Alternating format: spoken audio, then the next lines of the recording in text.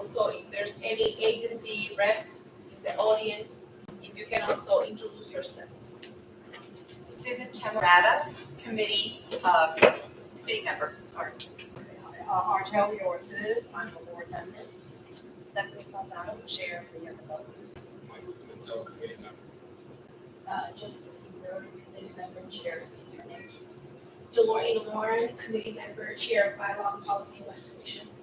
Gloria De Jesus, chair of the LGBTQIA committee. Bernard Hemmings from Department of City Planning. Yvette Bermudez, Strategic Projects Coordinator at Community Affairs Unit. Anyone else in that? Introduce yourself, your presenters. Not from agencies, but. Yeah, should we introduce yourself? Yes, Presenters? raise the audience. Okay, that's great. I'm Devin. I'm with South Bronx Unite. I'm Nandini Bagchi. I'm from Bagchi Architects and professor at City College. I'm working with South Bronx Unite. I'm Akila, board member of Mount Haven, Port Morris Community Land Stewards, a spinoff of South Bronx Unite. I'm Benedicta Roselli. I'm an intern at the Hunts Point Express. Anthony Jordan, district manager to the board. Madam Chair, just want to remind everyone that this meeting is being live streamed to our YouTube channel for public access to the area. Thank you, Madam Chair. Thank you so much. So we have new business to discuss, primarily liquor license and cannabis license applications. The NYPD has reported that they will provide a full report on these businesses during the next full board meeting. You have in your packages the information that the businesses submitted in their application. So we'll go through each one of these one by one, and you can take notes. So by the time of the full board meeting, you can have your notes. But right now, what we can do is to go through them. And we take a notes. And they are here today, so we can vote on them, Yeah. and the votes can change according to what the NYPD recommendations are at the full board meeting, but all the presenters are here today. Thank you. Okay, so We also have Mr. Herman Francis, who is here with us today. So we're gonna call them, since they're here, we're gonna call them one by one. Yes, Okay, we ready, Chair? yeah, we can call Metate Restaurant. Matate Restaurant? Matate Restaurant You here. have the applications in front of you. Matate Restaurant is not present. Okay, so we're gonna skip that. No, 600 Bergen. Matate Restaurant, 600 Bergen, not present, Madam So Chair. we'll skip that, and remember that after we hear the presentations, we can discuss. Cement Deli Court. Cement Daily Court. Okay, right here. How are you? Good? Okay, do you have anyone who can translate for you here? ¿No tiene nadie que le pueda traducir?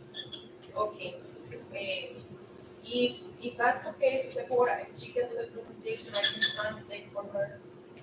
That's okay. Any objections? No objections. No objections. No objections. Okay. Okay, so puede empezar su presentación en español. Yo soy la manager. Can you speak Pero louder? hable alto. So we- Buenas tardes, soy la manager de Salas en el Ecuador, está en el 448 de la ciudad de 448. Gracias. Nosotros nos dedicamos a vender comida mexicana. Vengo porque me dijeron para poder presentarme para la licencia. Tenemos ya 2 años donde tengo un problema de respetado en las reglas de la comunidad. ¿Cuál es su nombre? Yo soy Gladys. Y usted es la manager, ¿verdad? Trabaja para Llueva. Okay, Gladys, me dice. Okay, so Gladys is here on behalf of the owner, the business owner. She's the restaurant manager, and she is telling us that they've been in business for 2 years. They sell Mexican food primarily. At the moment, they haven't had any negative issues with in the community in general. ¿Cuáles son las horas de operación de su negocio? Ok, de lunes a jueves, de 11 de la mañana a 10 de la noche. Viernes, sábado y domingo, de 12 a 11 de la noche. 12 a 11. Okay, so the business hours are 11 a.m. to 10 p.m. 11 a.m. to 10 p.m. Monday through Thursday. ¿Y en los fines de semana sí? De 12 del día a las 11 o 12 más. Okay. So on the weekends they close the latest at 12 p.m. Usually 11 or 12 p.m. El restaurante tiene 10 años.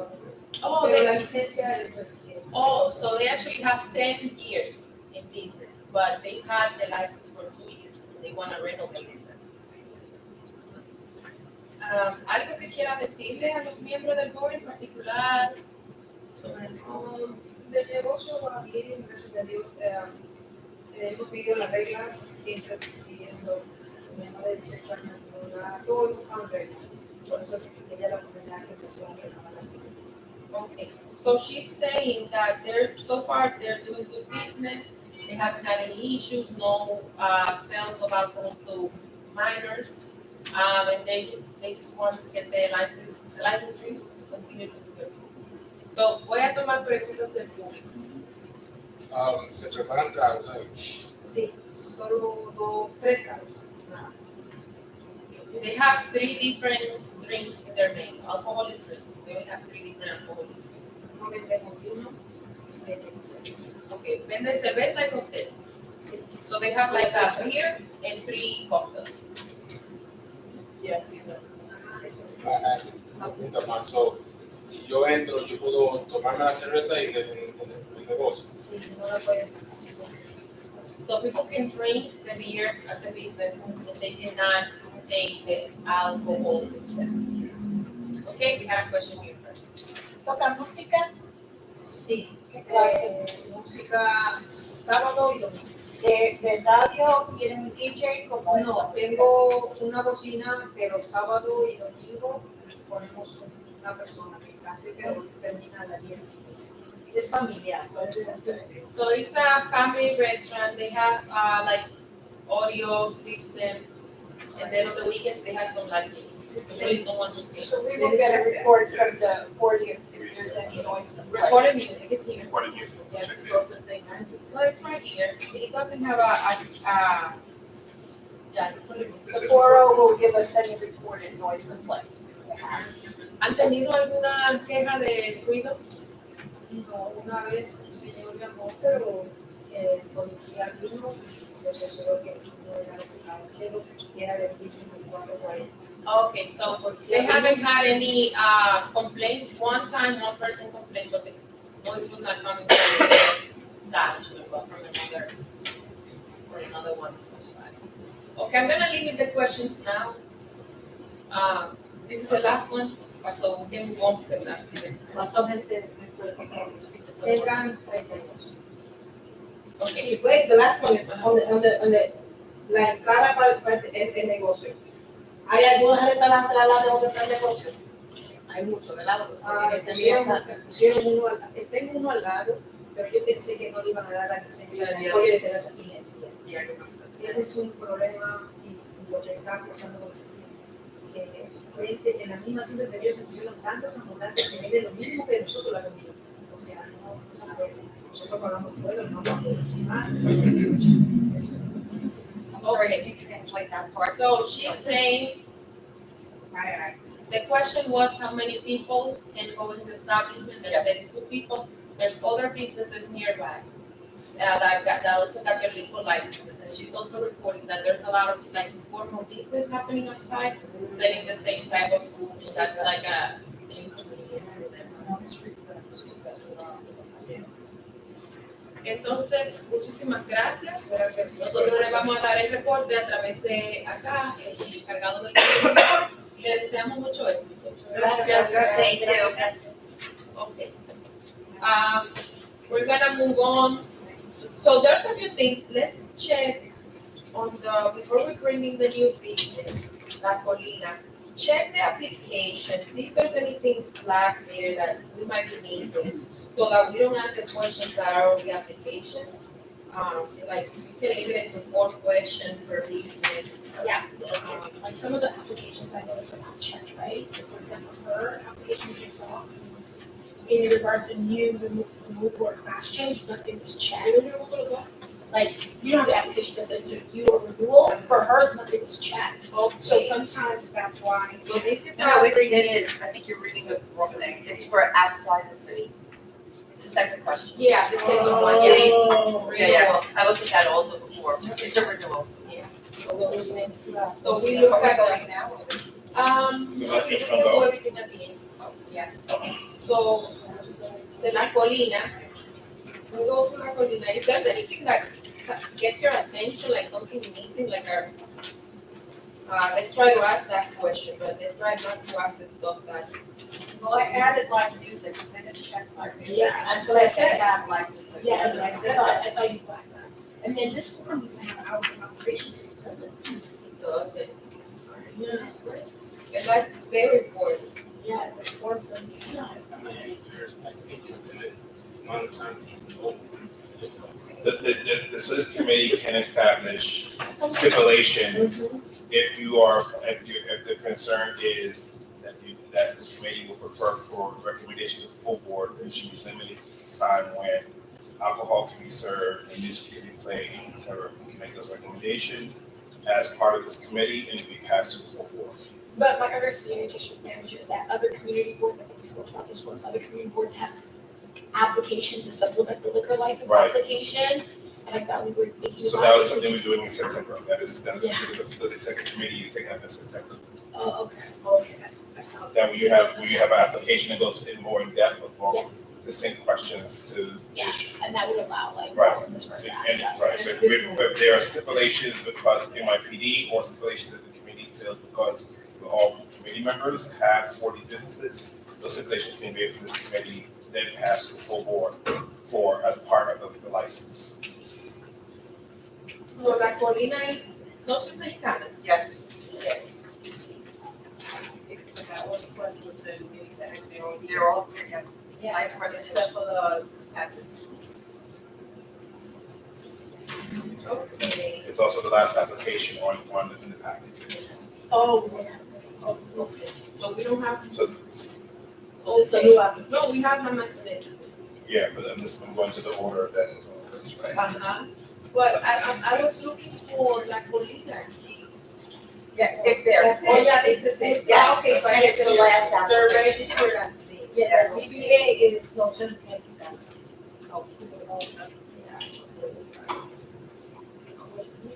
Okay, they have the hours of operation. Do we bring them in now? Okay, let's bring them in. La Conina?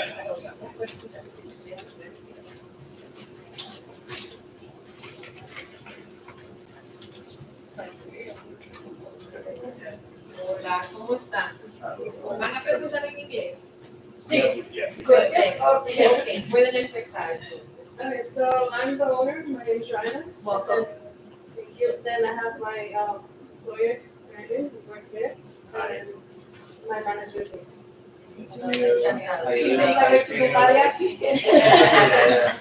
So operation hours is Monday and Thursday from 11 a.m. to 11 p.m. Except for the difference Friday and Saturday, those are from 11 a.m. to 2 a.m. But because we have karaoke. And then Sunday is from 12 p.m. to 11. We also have karaoke Sundays, but we just do it minimum until 11 instead of 2 a.m. And then on top of that, it's just, so basically we're more like a family-friendly Mexican restaurant. We're based off just making it safe for children to come and enjoy with their families. And it's mainly just your basic tacos, burritos, any taco salads, anything. And then we have our bartender here that does all the cocktails on the slide that you see there where it has the cocktails, that's all we do. Okay, what is the capacity of the business? It is 75. 75. Okay. Okay, Well, you're- questions? You're open now, you just don't serve any alcohol yet. License. Well, I have a temporary. Oh, you're the temporary, Yes. okay. Yes, yes. Oh, I'm yes. sorry, I I have a thought you said temporary. new. Yes. Sorry. Do you have security? So I have just one that works Friday and Saturday, but from 9 p.m. to Friday and Saturday. yeah, Friday and Saturday. Friday. Basically, the big thing is most like family. You know, we don't have any trouble around. It's just, people going there, seems like they're singing, they're eating, everything's like more family. The thing we have it, they don't have any problem with the customer. So in general, you feel safe in the area? Yeah. Well, we have like few people, for the street, but Don't the people come for The the only street, but issues are like but that's why they always call the police, to help me out because we can deal. That's And nothing now- like crazy. Yeah, now we're having a precinct being closed by us, like literally right up the back. And we have some officers that we are also familiar with for years from the juvenile center. So it's kind of safe for us. Because mostly the customer for the neighborhood. Yeah. Mostly the customer for the neighborhood, for the yellow, people around. That's basically we do. Okay, ¿Hay alguna mucho restaurants besides yours in that area that you've noticed? So we have an Ecuadorian restaurant next door, and then there's a Peruvian restaurant on the corner of 149. well, thank you so much. We wish you the best. Yes, Thank you. I'm wondering, are you connected with the beat? Because I think you're within the beat area. Are you connected with the beat? They're just outside. They're just outside. Yep, look at it. Okay, so we're getting it. Okay. Suerte, gracias. Thank you. Thank you for the presentation. Thank you.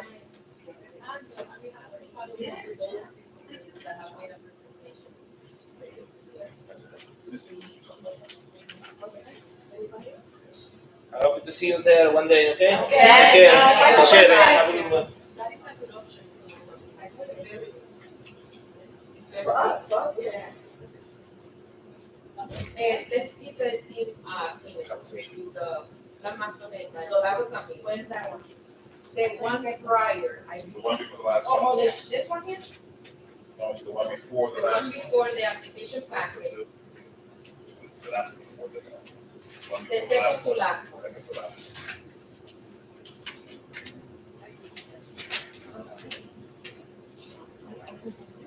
I was extended just to French, and I think I need to talk about the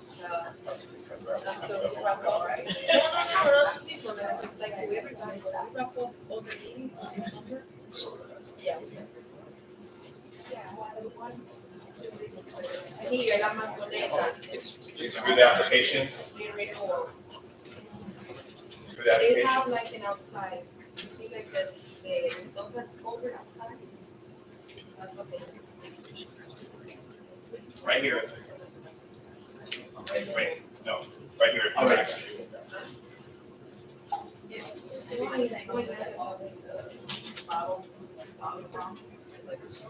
Charlie's on that. They are here. Yeah, but he sold both of them. Came from all over here. Cool. Used to own the place at the Bible Bronx. Yes.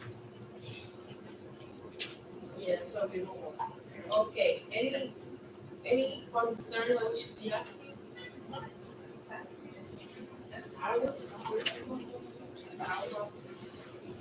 Okay. This for the board's, of the committee's, knowledge that under the outside, facilities, these are now gonna be, taken out and they all have to apply for license through the New York City Department of Transportation. Yes. Right. So the committee will have to apply upon that also, Okay. because there will be some new regulations that will pass, including road abatement and other things, and especially also selling liquor outside and so on. So those are those things. So this, even though it's checked off, we'll have to let the liquor authority really anticipate in doing it, but if we can opine upon it when the permit request comes from the department. Wait, I have a question. I thought, I don't understand the specific in there, but I thought I was only for the sidewalk stuff. But is there stuff in the back to get a backyard? All They don't have a stop in the back, they have this. that sidewalk, they call it garden. Yeah, that's what's confusing. Yeah. Okay. I would say you have to do that for like your garden. No, something like that. Right. Okay, we have this. Right, thank you. We've also been joined by Chris Aliato, the full board chair.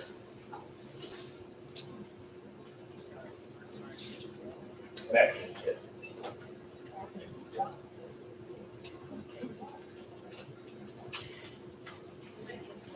Hello. Hello. Representative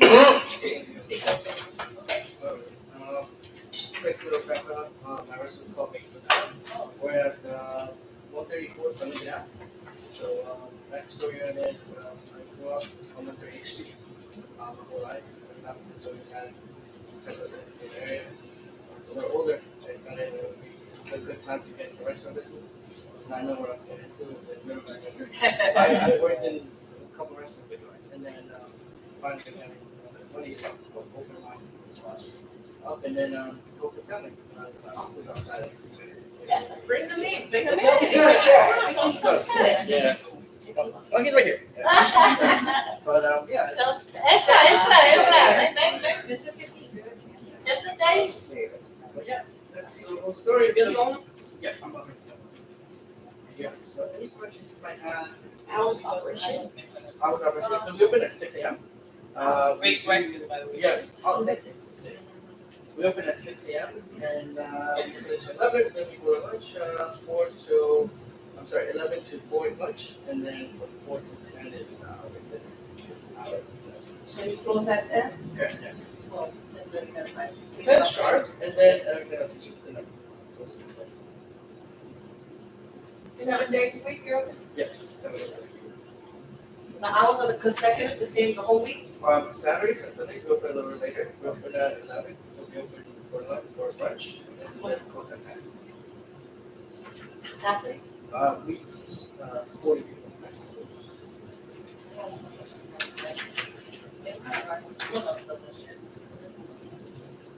All right. You have the garden grounds in front of the restaurant? Okay, and how many people does that sit inside of that?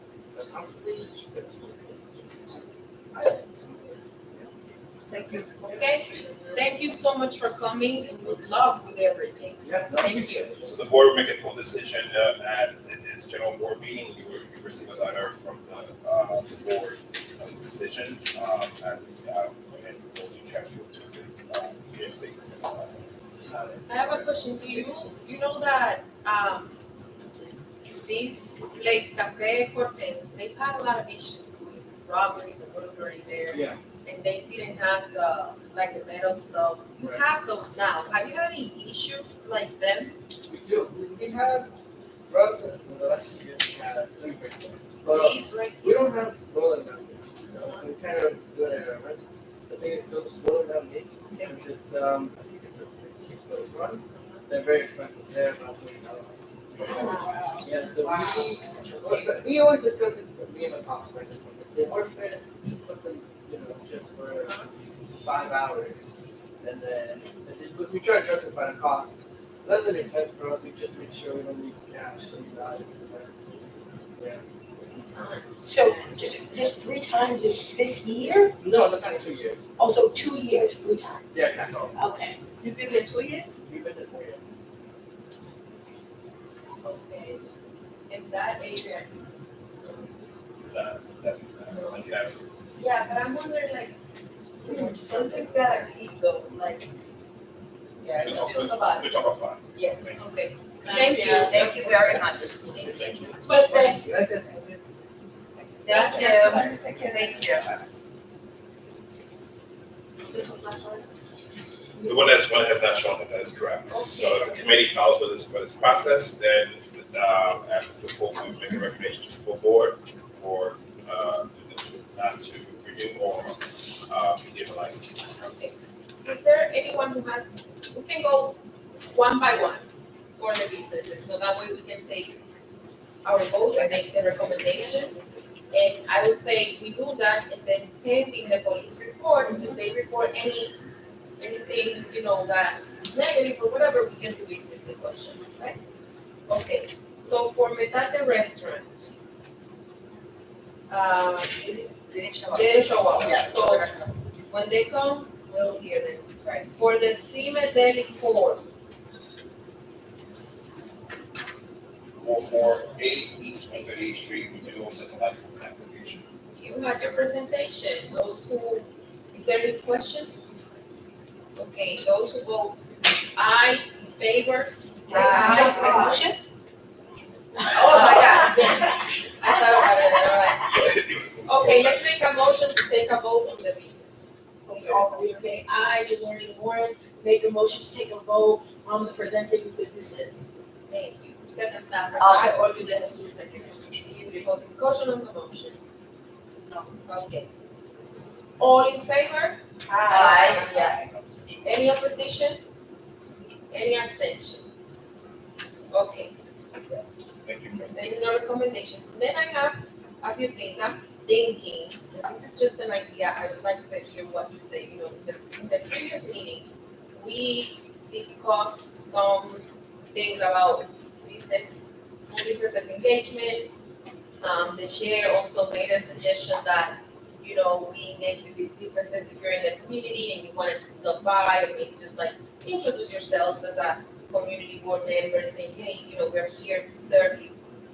We also heard another recommendation today about potentially hosting one of our meetings in one of the small businesses in the next session, which I think all of these ideas are great. So we just want to perhaps pick 3 of those, get on our schedule, and come up with some potential dates.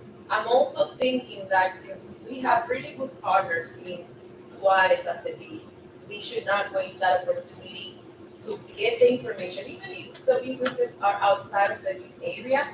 They have a good amount of resources. We have the BXPDC, so we can ask them to prepare some packages. When I used to do business outreach for SBS, we used to have like bags with all of the collateral and the information, and we would go with a program called Chamber of the Gold to the businesses and give them the information. So perhaps we could schedule something like that, that we invite SBS. And I would say that we pick the list of the businesses that presented during this session first. We could pilot that as a thank you. Thank you so much for showing up at the community board, regardless of the outcome of the application.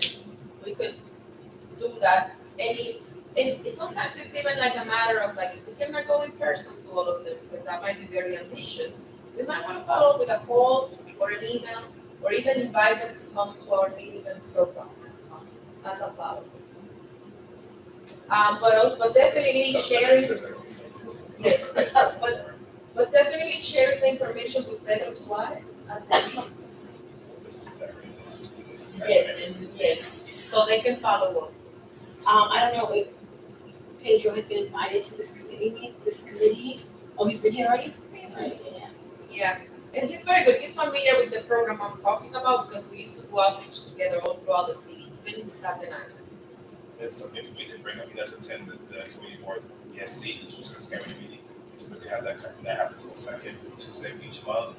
We're in the board office at 10 a.m. So we can bring it up to 10. Yeah. And with regards to hosting the meeting at one of these businesses, maybe we can kick off our September meeting at one of these restaurants, or like figure out like a nice December meeting where we do like a meeting, but it's kind of like an open house for the community where they can learn more about our community and the community board in general. Something I wanted to bring up to you, Chair, since we were discussing, is that some of our nicer restaurants in this district tend to be closer to the Bruckner, and those restaurants are not here in the hub in particular. And some of the things that we could have conversations with, like Bistro at Bradley, is an interesting thing. I was talking to Adrian in passing, is the hub has 200,000 people who come through this area. It's one of the highest concentration of subway stations in the city. And there's a lot of restaurants near the Bruckner that are getting customers, but not as many customers as they expected when they're waiting for the residential buildings that went up to be filled. And there, we think there's maybe some negative connotation about who can afford what in the hub. And so one of the things we could do if we're inviting business owners who have businesses in the near the Bruckner is like, why don't you ever consider the hub, which has way more people. You don't have to wait for the people. They're here. And we noticed that, as a person who lives in the hub, there's not a lot of food and things of that nature. I don't know if they're using census. We know the city changes, neighborhoods changes way more than every 10 years in New York City, 2 years in neighborhood can change. Whole building coming up. So I think, I know if we invite businesses into some of the conversations, I was like, potentially like to have. I mean, we're obviously not gonna ask them when they come for their liquor license, that's not what they come here for. But I think that was something, Pedro was discussing in passing, and something that I think could be interesting, because I think it is an underutilization of a very high concentration of traffic of people. So the hub has the second largest, in the city, New York City, it has the second largest traffic in terms of volume, right? After Times Square. Wow. The problem, I know one. Yeah, I didn't know there's a Pedro. Wow. Not Union Square, cause it's Wow. chaotic there. you can look it up. So the issue though is that if you look at those businesses closer to the governor in around here, like 149th and 3rd, it's very filthy. I think that the conversation goes in terms of like, and I asked Pedro for these things, but it's good to follow up and see what the plans are now. What are some of the ideas or initiatives that he is implementing already? Because he has some great ideas. And how can we support, like, by via of spreading the word out, to maintain the area clean? He mentioned something about like doing a nice fair around Christmas time.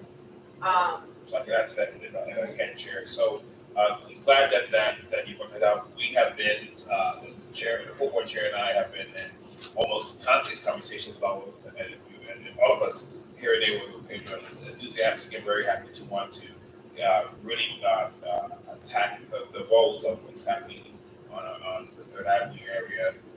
It has a lot of ambitious ideas. It was good to hear that the mayor's office had awarded the Third Avenue bid, the multi-agency response award, to be able to have a multi-agency response to issues at the hub, public safety, quality of life issues regarding around sanitation, regarding around transportation-related issues and so on. So, and as all of you may know, the community board has a seat, a non-voting seat on the board of directors of the bid, and Chairperson Aliato has dedicated that we will definitely have representation at all those meetings to provide Pedro with support even before receiving the support from the mayor's office. But we are going to be meeting with them to talk about how the Department of Transportation, Department of Sanitation, Department of Youth and Community Development, the NYPD, and everyone else, we're working not only on the issues that's happening on the and SBS also, not working on what's only happening around the bid and how we support these businesses to all the things you talked about, Chair,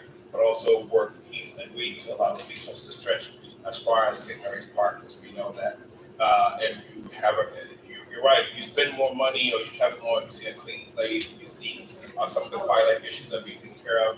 And so those are all, and the bid unfortunately has been absent of a CEO for so a period of time. Businesses are something that we all who have been shoppers or passerbys or people who live in the Third Avenue bid area. So we're excited about working together with the Third Avenue bid on some of the things you talked about, but especially on this initiative to make sure the mayor's office is strategically thinking about how to use the multi-agency response to deal with a list of things that we see that are going on with the therapy bid, not only for constituents but for the businesses, because we want to make sure that we attract good businesses. The learning has talked about how we get anchor restaurant or institution. We have talked about a lot of different things, so we're going to be having a meeting this month and all through the summer to talk about a multi-agency response and a strategy to it. And I understand what you're saying, that the board could do more by bringing some business whenever possible to some of the businesses that we work with closely in this. So yes, I agree with all that, and thank you for that update, Anthony. However, in thinking about what the learning is saying and what you are saying, I'm also thinking that one, the responsibility for the community board, we have to be very clear about what our responsibility is. We are not a business development entity, no. Right? However, we are an open forum for the community. So perhaps something that we can explore would be hosting some type of community forum where we invite the business owners from both areas, both near the Rovner, this area here by the hub. There's also a corridor, the 149 corridor and the 138 business corridor, because all of those businesses are very disconnected from each other. I used to do business outreach, and when I was at SDS, they would never come to the 138 corridor. They couldn't come to the beat because the beat is supposed to be providing all of those services, but the beats needed support. So that's at the time when Michael Brady was at the beat, and he was very diligent advocating for resources, etc. But the agencies, the city agencies, they're also very disconnected from each other. And you need people like us who are in the community to kind of be in these positions and help them create the strategy. So perhaps at the community board level, that's something that we should explore. Let's say that, in one of our meetings, we call it, okay, business month, and we invite the businesses, we invite the community, and we kind of like create a platform to get input and let them say, hey, this is what we are observing, this is what we need, and we invite the agencies so they can kind of like do their work, because we don't have that capacity. So if this is a time, I will be happy to talk to you offline about how to. Yeah, I think that's a great idea. Definitely a great idea. Like the business atmosphere on 138 on the Broadner and here is not the same. And I'm wondering, I think this committee should just set a date and just do it. Just execute. Yeah. For the new session. Well, there's no more sessions here. Yeah. No, I mean, we could always think of something in the summer, yeah, right? But, okay, in the summer, maybe we visit some of the businesses, kind of do that groundwork, and then we start in the new session with something like this. Okie dokie. Okay, I like that. Francis, you have a question? Nah, the solution is already there. It's been done through the years. You go to these other places, you know they have attraction there that bring people there. Up here, I know that you have a few concerts over in St. Mary's Park and so forth. But I go downtown, I know it's a whole lot of foot traffic. There's a whole lot of attraction down here.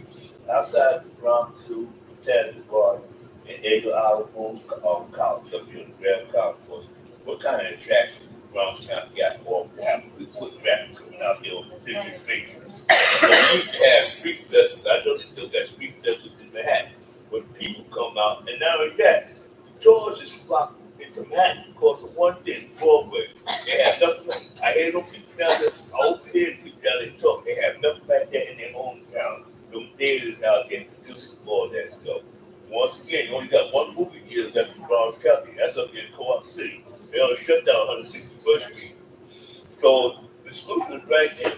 All you have to do, you used to have street fair. You used to have on Morris Avenue. I remember that every year they shut that. They used to have a parade up here over Memorial Day, going from 139th that Memorial down to World War I. And you should start 146th Street on 3rd Avenue every Memorial Day. Then 2 days from now, what you got? June 6th, 80th anniversary of D-Day. My father told me about World War II. A whole lot of stuff was out here. You got a whole lot of people coming, yet it's not many people out here that's going to generate it. Thank you, Mr. Francis. It's making me think about what are they, inviting the agencies, the businesses, the corporations. Like when you go to the Yankee Stadium, there's so many people going there. But after the game, everybody comes on the train. Nobody wants to come in and spend some money in the restaurants, try some food. There needs to be a marketing campaign. Right? I'm going to leave you this. I'm going to leave you this real quick.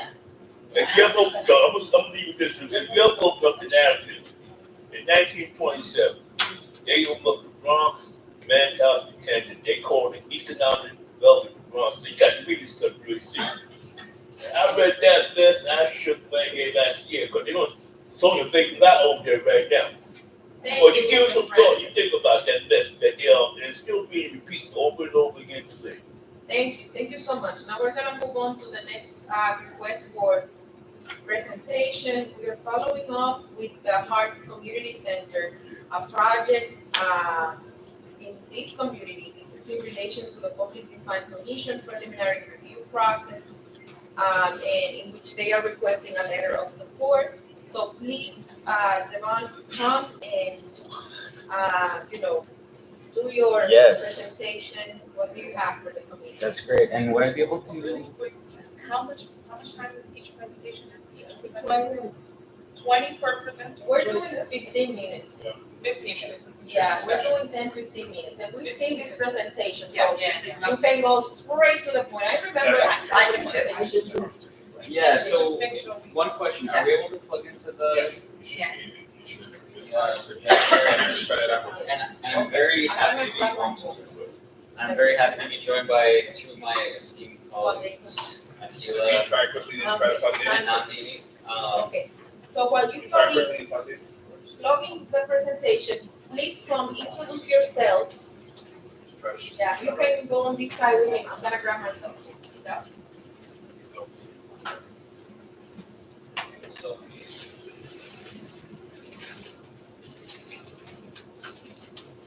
So, yes, as mentioned, that's great. I'm gonna take just a couple minutes, to set the stage and then pass it off to one of the board members that we want to inform more community land stewards, Akila Brown, but, happy to see so many friendly faces. My name's Devin, I'm with South Bronx Unite. We're located right next to Masonetta at 127 Lincoln Avenue.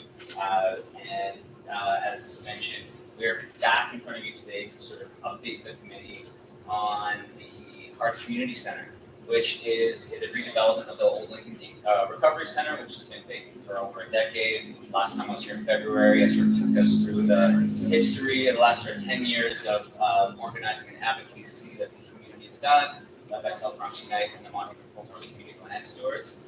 Today, we want to just really get some updates in front of you, specifically on some of the design. Over the last 4 or 5 months, we've really been focused, our design team, led by Nandini Bagchi, who will present today, has really been focused on the design of our building. And as mentioned, so this project is not required to go through Euler, but it is required to go through it is required to go through the Public Design Commission process. One of the things, and Nandini will speak to this more, but one of the things that we have been working on is just getting our timing right. It is very possible that we'll be back again in September with some changes or updates to the design as it relates to the Public Design Commission. But we thought it was important to get this in front of you now. We want to just keep the community, of course, and the community board engaged and updated as we go. So just with that little asterisk that some of the stuff today may change a bit, there might be some tweaks, and that's really in response to any feedback that we might be getting from the State Historic Preservation Office.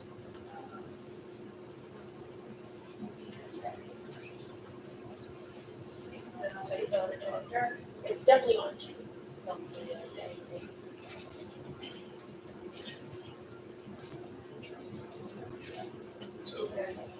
Two, HMI, two.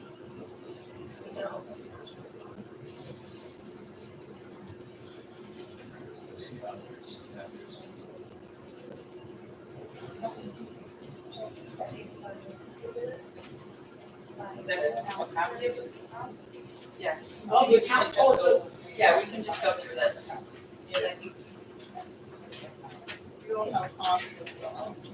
That's the one, yeah, right. Yeah, I know sometimes the copies aren't as clear, but I guess we have to do the best that we can. Before I ask, well, maybe we'll Nandini's taking a second look. Yeah, I'm gonna take a second to introduce myself. I won't take up too much time, we'll just focus on specific design. But I just wanna introduce myself and give a little bit more of a background, a refresher for folks.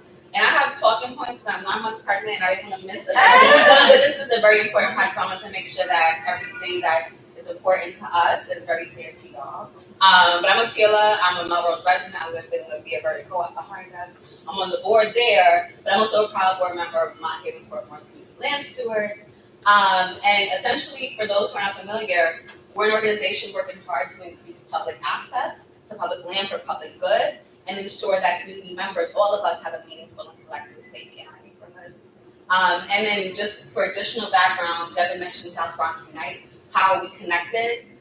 The land stewards grew out of South Bronx Unite after years and years of advocacy when they saw long-term residents and organizations being pushed out, all while the city was promoting harmful forms of development on public land with very little regard to the negative health and environmental outcomes. So you know that we're choked by highways, and a lot of the city development that we saw coming in was exacerbating that, right? And so we've been looking at ways to actually make more positive health and environmental outcomes through public land and through development of public land. And so in response to that, the group facilitated community planning and asset mapping sessions to locate spaces that could improve health outcomes through community ownership. One of those spaces is the Heart Center that you'll hear about this evening. It's centered on a vision to reuse and transform the former Lincoln Recovery Center. It's a 23,000 square foot building with historical significance, I believe Devin mentioned earlier, but as a formerly community activated acupuncture clinic that helps community members recover from addiction, right? So there's really deep history there.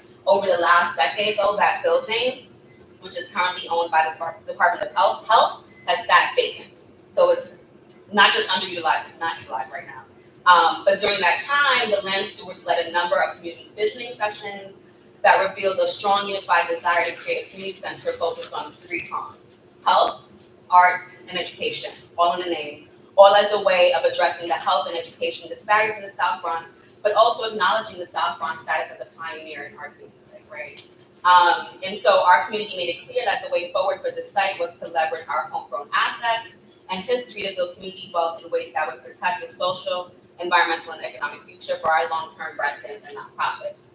So in 2023, we're proud to say that after a lot of advocacy and planning, the Hearts Plan was selected as the winning proposal for the city's RFP for the site, which is why we're here. It's a great, great, great accomplishment, for this homegrown, bottom-up, community-led plan to really be not just embraced, but selected for an EPC proposal. So now we have conditional site control, and we're in this pre-development stage. And so we're working with a number of stakeholders, including y'all, but also engaging larger swaths of our community to make sure that the center is going to be not just economically sustainable, but community controlled and provide no-cost services and programming to the South Bronx. This is an affordable space for nonprofits.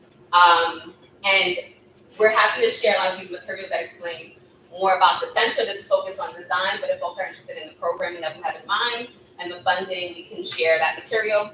But before I pass it to Devin and Nandini, I just want to reiterate quickly how important this is. It's about improving quality of life outcomes, but it's also about making sure that we're protecting not just our residents, but our nonprofits from real displacement pressures, right? Like, we know that the South Bronx is home to very powerful nonprofits. They're not the same, they have deep purpose. Here, I'm a mom of two, and I know that our music programs, our recreational programs are not just that. They go deep and they go wide and they support our people holistically. And they need a home. They need a home to not just make sure that they continue to provide those services, but really cross-pollinate ideas and networks. This is what the center is aiming to do. And you'll see how expansive the view is. So with that in mind, I'll pass it to Sorry. Devin, could you just hold this so they can follow with the pictures.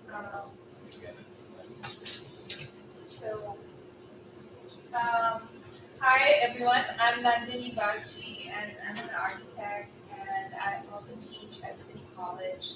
And I've been working with South Bronx Unite since 2016. I first began this project with my students when I met some of the community advocates for this building. So as was told to you by Peter, that this is a very, very special building. It has two very specific historic phases. One is when it was built in 1938 as a neighborhood clinic for health access locally, right? Like rather than going to a hospital, you go to a neighborhood clinic, and it's always been this kind of community space. And then in the 1970s, when the city was experiencing really a lot of crises, particularly in the South Bronx, I'm sure you're aware of the stories and still see some of the repercussions. The young lords took it upon themselves and they made this a place for giving people natural therapy, acupuncture, and Reiki in order to cure drug addiction. And it was a revolutionary program to say, you don't need methadone, there's other ways to deal with this crisis. So I think South Bronx Unite celebrates all of these things. And then in addition, watching this building fall apart since 2013, the city just left it vacant. And so the neighbors who were watching it become more and more derelict wanted to convert it back into a community center. So they've been doing we did a lot of community envisioning, not from the city side, but from the bottom up, grassroots, getting all the organizations. It's a little tiny picture you see there, but the group is called Upbeat NYC. Some of you may be familiar with it. They teach music programming to, kids from 5 to 15, and they have about 150 students now. And so organizations like those exist, and they're always looking for space. So this is going to be a hub to kind of cater to that kind of audience, that kind of groups, and it's called the Art Center, the South Education and the Arts. That's what the community wants to prioritize. So I'm just moving this. I'm trying to go fast. Some of these are more detailed site plans. It shows how the building is situated. It's also a very special siting because normally in New York you only get the facade of the building. This building has 3 sides to it. 140th Street, it faces a street that has a dead end, so some of the programming they did in the past, you just take over the kind of street and actually do the programming in front of the building. And then it has Willis Park right next to it. And here you see the Mont Haven houses. So there's this vast infrastructure of playgrounds already built around the building. And in the back, you have a pocket park, that the community is also trying to revive and revitalize. And this pocket park is connected to the building with a bridge. So it was always like that. People could go across, sit, enjoy the sun, play chess, come back in. So we want to really kind of go back to all that good stuff. And so this is one of the first ways in which we started looking at this building, as a center, a heart in a way of the home walk and for the city or the community to coalesce around. This shows you the front elevation of the building. This is the street facing 140th Street facing side. And these are some of the other views of the front, the west elevation, and the north elevation. So you can see the building, from all around. We did this drawing a while back, and the green, the blue, and the orange is just showing how health, education, the art all comes together. So previously it was a health center, but I think the kind of health industry is at a different point in time right now, and it's better to see this more as a holistic center that celebrates both the culture with this kind of emphasis on health. Moving through that. So these are just showing you what you're looking at. South Bronx Tonight sponsored or was very instrumental in getting this mural to be made on the west side of the building. And you see it all the way through the block walking down. It's very impressive. And this is the back of Willis. Yeah, this is the back of the building. So one of the things that the community fought very hard to get this building from EDC, and they had to prove to EDC how they had the funding for it. They've teamed up with a developer called Alembic, who's very kind of integrated into their mission. And one of the things that we're really trying to work with is the historic structure of the building. So there's this beautiful T-shaped skylight on the 3rd floor of the building. There's all these photographs of how much this building has seen in a way. It's a living history of the community. And so there's twofold purposes. We are working to get the building on a National Historic Register, and that also allows us to get tax credits in order to do some of the work on the building. And that's a really long process of convincing them how we're going to exactly renovate the building, how we're going to restore it, but also add new programming to it. I mean, that's just a point to mention of one of the reasons why we may be back in September, that we are currently working with our consultant and the State Historic Preservation Office on some of the things that they're looking to see in the design. And that's sort of, I wouldn't say rubbing, but it's just at the same time that we're working through the Public Design Commission process. So as the design continues to evolve and things may if we do change, we'll definitely come back to the community board and provide those updates. I'm sorry, I have my back to you. Okay. Yeah, everybody who's been around, people used to come from far and wide, from all over New York to go That here. time before you go to public school, you have to be clear. So for that public health center, that was one of them. There was another one on 149th Street, you know what I'm saying? At that corner building, St. Red Park, that used to be a public health center. And the city, what the city does is, and it's a disgrace. It's not that the presentation gives you time.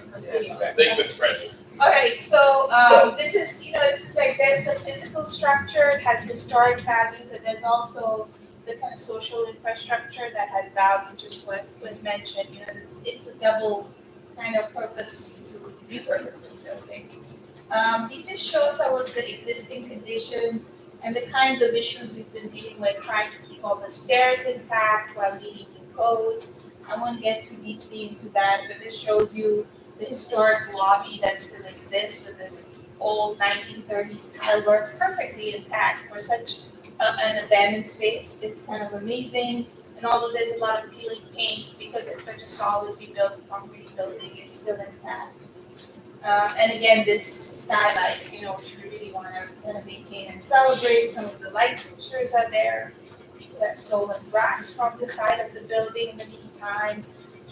So yeah, every day that passes, something needs to be done about this building. Roof view, we did our zoning studies. So for example, we could have built like a lot more on the same site, but we're maintaining it more or less in its original kind of configuration. What we're doing, next slide, is we're adding a 2-story addition to the back and a stair, a proper egress stair inside to one side of the building.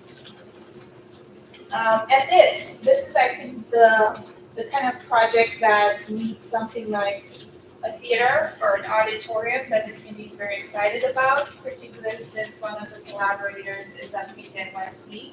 And one of their needs is to have a place for like over 70 kids to practice together in a big room, and they don't have it right now. Some of the elements that we're trying to maintain, the lobbies, there's We're gonna add a couple more minutes to that. Thank you.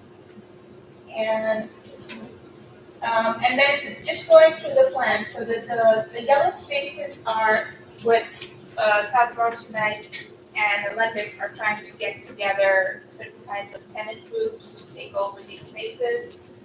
There'll also be like an open kind of shared community space within it. So for example, the auditorium will be multifunctional, multi-purpose. So a group like Upbeat NYC can do after-school programming with their students, but when they're not there in the evening, you could also have it be part of like an ongoing play series or poetry jam or whatever kind of concerts or theater or spoken word performances you might want to have there. So I won't go through all the plans in the interest of time, but it also has these 2 really beautiful terraces, one that faces the back into the park that I described, and another one that faces the front. This is the front facade rendering of the building, and it just shows like we have to be very respectful. We have to keep everything there is, so we honor the history, but also so we get the funding from Chicago. So it's like a 2-part program and agenda here. Some lighting ideas, which we'll go into detail later, and this is just looking at it from the top. So this is the 2-story addition that we're adding to the back of the building, and the terrace we're creating like a pergola-like design and having that be the new face of the Hearts building. So we have a front that's historic, and we have a back that's new and is about the new kind of ideas that the community has for the space. Again, looking at the side views, looking at the new addition. A lot of these drawings are really to work with SHPO, as they're called, State Historic Preservation Office. That's their acronym, and they're pretty strict about what they can and cannot let you do. So it's been a process, and most of these drawings are trying to show them how it's slightly different, but it's also integrated into what exists there. Another rendering that just shows you this corner of this terrace that you'll see from Buddhist playground. And another view from the backyard that will also become part of the structure. So what was the major change from the presentation that you did in February? Or is there a major change or? No, there wasn't. It was just more detailed. So Yeah, yes, it's more about materials and just working with Shippo. So for an architect, it's No, I major know. changes. Yes, I know. But from a volumetric standpoint, no, we're working with the same We're saying, envelope. okay. Yeah, like from a land use perspective, it's pretty much the same. But maybe not. I can talk through some of the potential change. Get with the feedback from Shippo. What things may be massaged or changed. Yeah. I I think they're really interested because we did two versions of this already, and they had a lot to say. Like they don't want anything too obtrusive. They want it subtle. They want it different, but it's a kind of a fine line. It's about historic preservation, so that's We're talking about the city itself.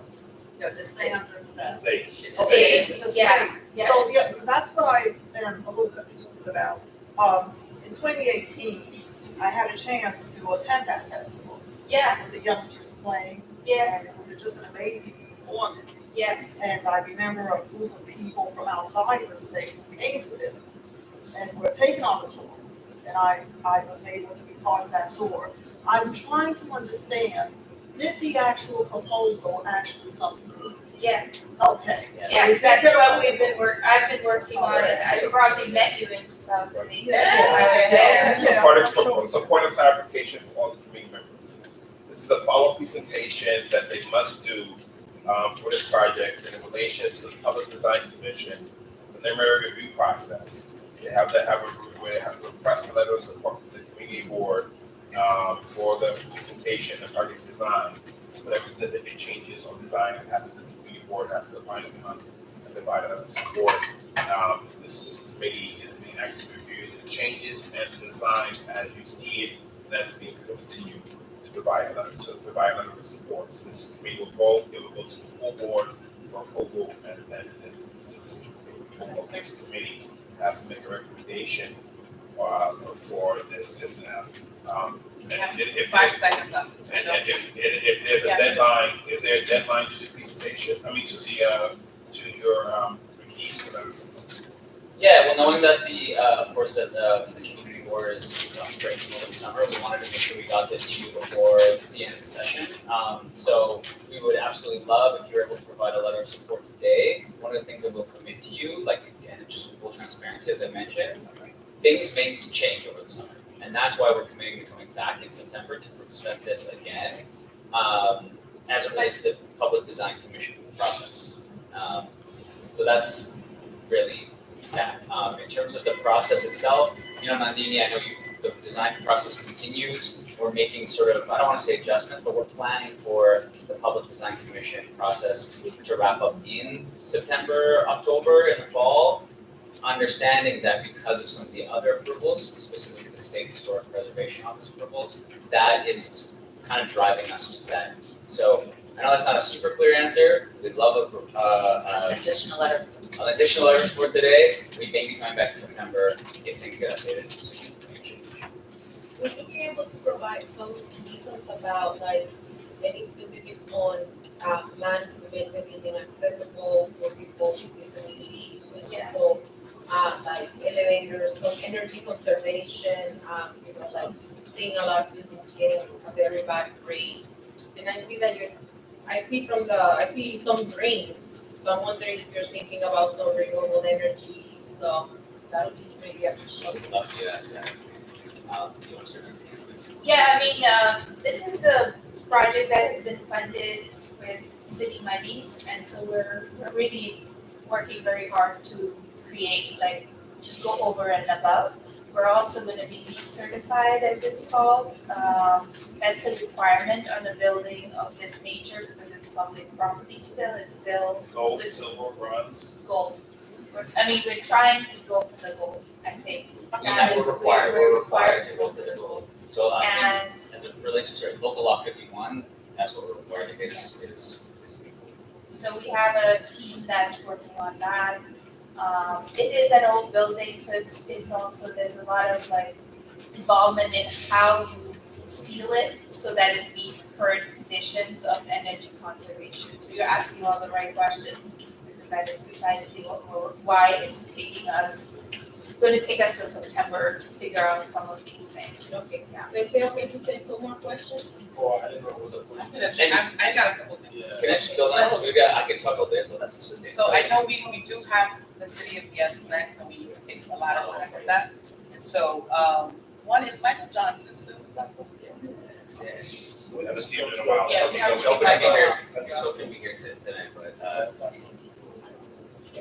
he's on kid minor duties tonight. I think the other You'll thing see him is, soon. the other thing is, I heard of the NYC, what are the other organizations that are gonna be in collaboration with the Art Center? Yeah, so right now we're in conversation also with Green City Forest. Many folks might know them, but they are a nonprofit sort of green tech and infrastructure workforce job training program, specifically around NYCHA, youth in NYCHA. So those are the two sort of key community partners that we've been working with so far. On the health side of things, of course, because that's one of the most important pieces of programming that we provided in the center. We are working to really refine the vision for health. I mean, also we, again, fully transparent. We've had some conversations with folks like in the federally qualified health center space, doing great work, just not quite in alignment with what we're looking for at Hearts, which is preventative, holistic wellness, right? Actually, we just co-hosted an event this past weekend, 2 weekends back, at Willis Playground. It was a health and wellness fair or event, and we partnered with folks like On Point NYC, Harlem Wellness Center. There's a bunch of other folks providing Tai Chi, instruction, Reiki. Like these are the kind of wellness exercise classes, diet. So those are sort of the services that we're really looking to bring, and folks that provide those services would be the community partners. Do you have an RFP already? Not yet. That is, so we actually, the last time I was here, I promoted the survey, the programming services survey. So we're going to be continuing to promote that throughout the summer. That information or the feedback that we get from the community is going to help inform our request for expressions of interest to be community partners within Bronx. Okay, I think we have to limit the questions now because we have a long presentation for City of Yes. But I don't want to ignore the questions, the very important questions that we have. I wonder if the chair has any final comments. But if, let's just limit it to one question, right? One question. Please, no more comments so we can move next. So I'll take yours first. You had your hand up first. I just want to say I'm very happy that this is here because just yesterday I was looking at the buildings, the old buildings in our neighborhoods that are maybe people are trying to demolish. And this is one of them that I saw just yesterday. I was gonna walk over to see if it was still there. So I'm very happy that it is.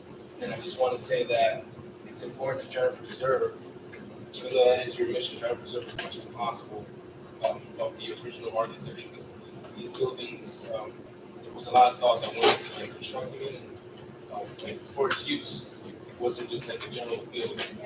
So very important that you guys preserve that. And just lastly, you mentioned the National Register of Historic Places. I don't know if that's an all-encompassing protection. I think sometimes these buildings that are on that register can be demolished. So one of the things that I've spoken to the district managers is finding buildings in our districts that could be demolished that have historical value. So I'm going to open that conversation with him and also with the Landmarks Commission and the Historic Districts Council. I mean, the difference between historic preservation that's done citywide versus what we're doing, we're going for the National Register, and you're right, they can also, if a developer bought the building and then demolish, but that's not going to happen. That's why the communities won't. Well, if we get tax credits, and just to be clear, if we are leveraging historic tax credits as like in association with the designation when we can. So that's part of We it. should still work with them. That's because they're paying 30% and they have like very strict code of rules as to how they use forward as planned, but also for the next 5 years, there's very few things you can do to change the plans that they. Are there any? Okay, I'm gonna limit it to Wait, now, real quick. we can follow up, We'd because love I to- have one more wait, person let's who follow up wants because it's so important. And ask a I question. understand. We'd love to follow up on that. Okay, Is the building gonna have sprinkler systems? Like, I didn't see. Yes. okay, so now, because I understand that we have to act quickly, we are going to follow up on the lead. We're going to follow up on the lead of the district manager, Anthony Jordan, to tell us what's the process now moving forward. So the process is that if the board, if the committee would like to vote on whether or not to have a motion, whether or not to provide an additional support, this committee can vote now or we can vote. It goes to go to full board. And then we It can, has to go to, yes, this committee can go over here and it goes. they can't get the letter until the full board. Yeah, I made that clear at the beginning of the meeting. Yes, and we have our next meeting at the end of the month. That's correct, yes. Okay, right. Yep. So, okay, so this committee will be taking a vote, you'll be informed, and we're gonna follow with you, and we wish you the best on everything. That's great. So Thank we'll you. just, we'll wait to hear back from you, Stephen. Thank you very much, yes, thank you. Thank you so much. Thank you. Do they have your percent on anything next time? I will communicate with them. Okay, thank you. Appreciate it. Thank you. Okay, I think we're gonna move forward and do everything we have to do what we need, and let's get everybody out here as soon as possible. Thank you. So the next presentation is City of Lynn for Housing Opportunity. Hi everyone, hi Brenda, and I have a question before you start. So can you give us a brief update on where is this in the process? Sure. After all the presentations you've done, where is it right now? Because we saw the presentation, so tell us what's been the feedback you've gotten, where is this in the process and what's changing? Sure, so we're still in the public review process for housing opportunity. The text was referred out on April 29th. So it's about 2 months, so like 60 days, 60 days for us to go to all the community boards. I've gone to this community board, I've also gone to 12, I was telling Susan that some of my other colleagues are making their way through the other community boards, so now we're considering kind of like the second round of like presentations, and that's more just like Q&A. So I gave a Q&A, I did a presentation, as you had noted, back in May, and I found out about this meeting on Thursday, and I was asked to make a presentation I wasn't given a lot of notice, so I thought a Q&A might be more helpful, because if anyone has any questions, I can help answer them. I wasn't able to have any support with me or anyone else from departments of planning, so it's just me. I can get back to you with any questions that Brett brought up. I did get some questions from your interest, Jojo, that I can help answer. I don't know if everyone here has the questions or. Okay, cool. So the briefing questions were done by a policy intern that's on the briefing for the city, it's not Jojo, it's Hassan. Hassan. So, and her brief memo was done in reference to this to simplify the presentation that was done early last month. So that it provided some questions that were clearing out for her in the presentation that she continued to ask. These questions were shared with city planning to likely answer, and this important clarification we did share with Adam way before that.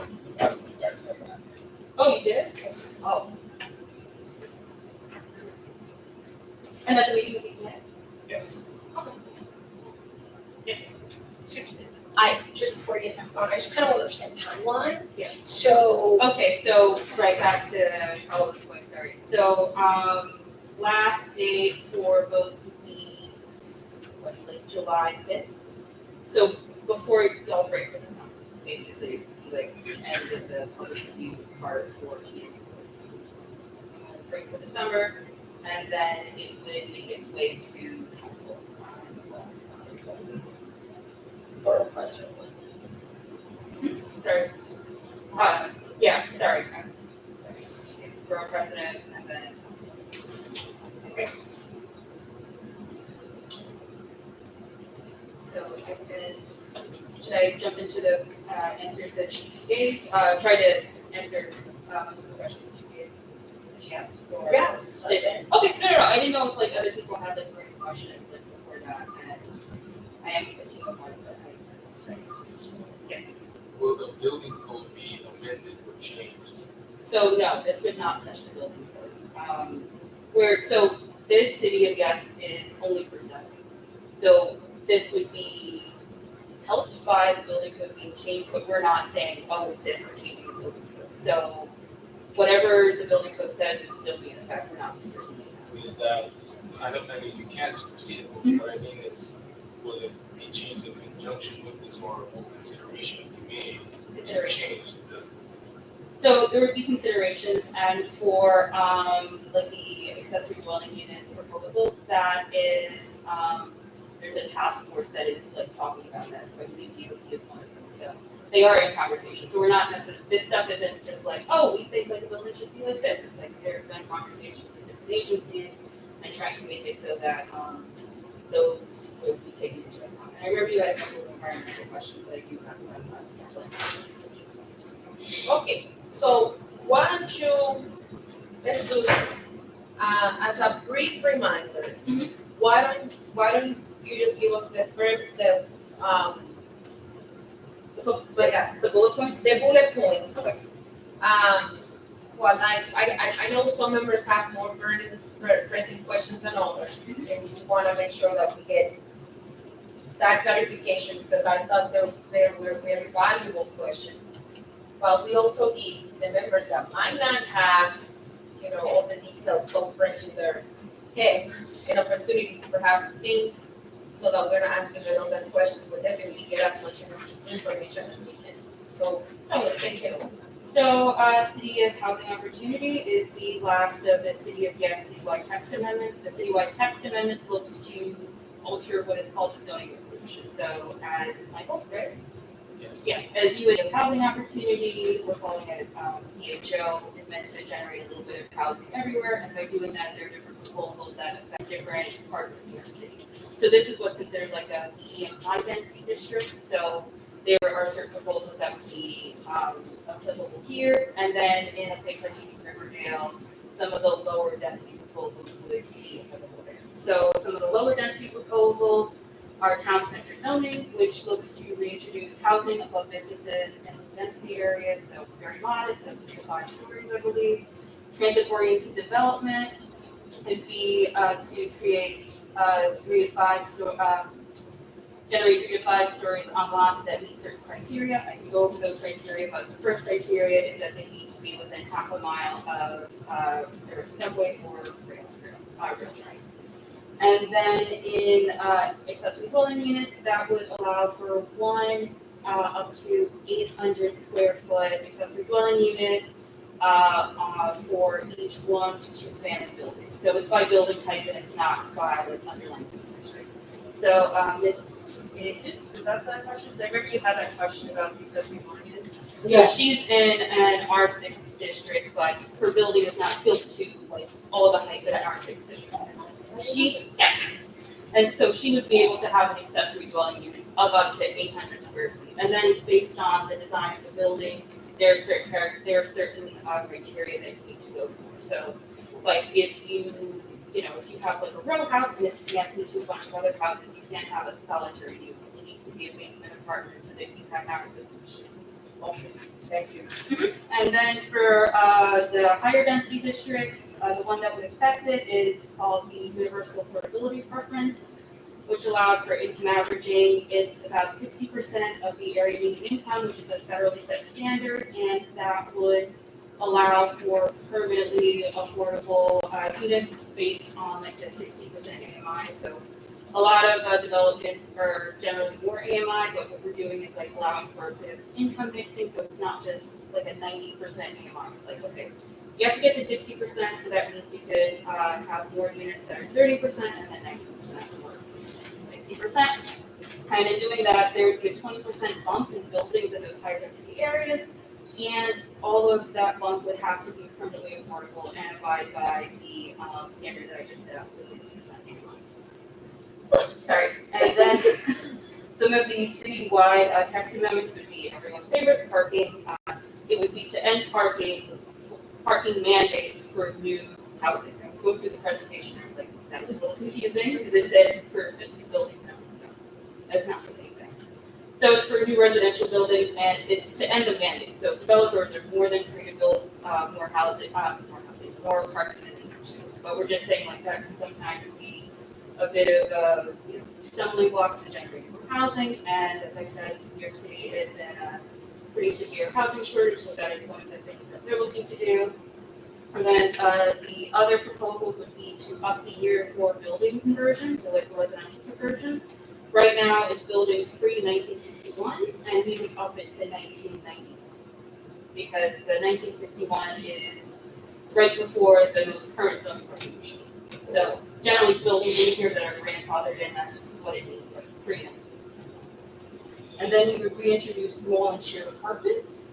And lastly, conventional living. So those are the different proposals. They touch different parts of New York City. The last couple that I mentioned are for they're citywide, so they're not just like, like town centers only. It's for all different parts of New York City. Was that a pretty decent run through? Absolutely. So what were some of the opposition and challenges that you have encountered? Parking. Yep. The proposals about parking? So the size of the units, we wouldn't be drastically affecting that. Like Michael was asking about, like that's determined by like building. So we have what's called the dwelling unit factor. And that a lot of times is what stops more housing from being built, because it says like, okay, you have this dwelling unit factor, so you can only have this much housing.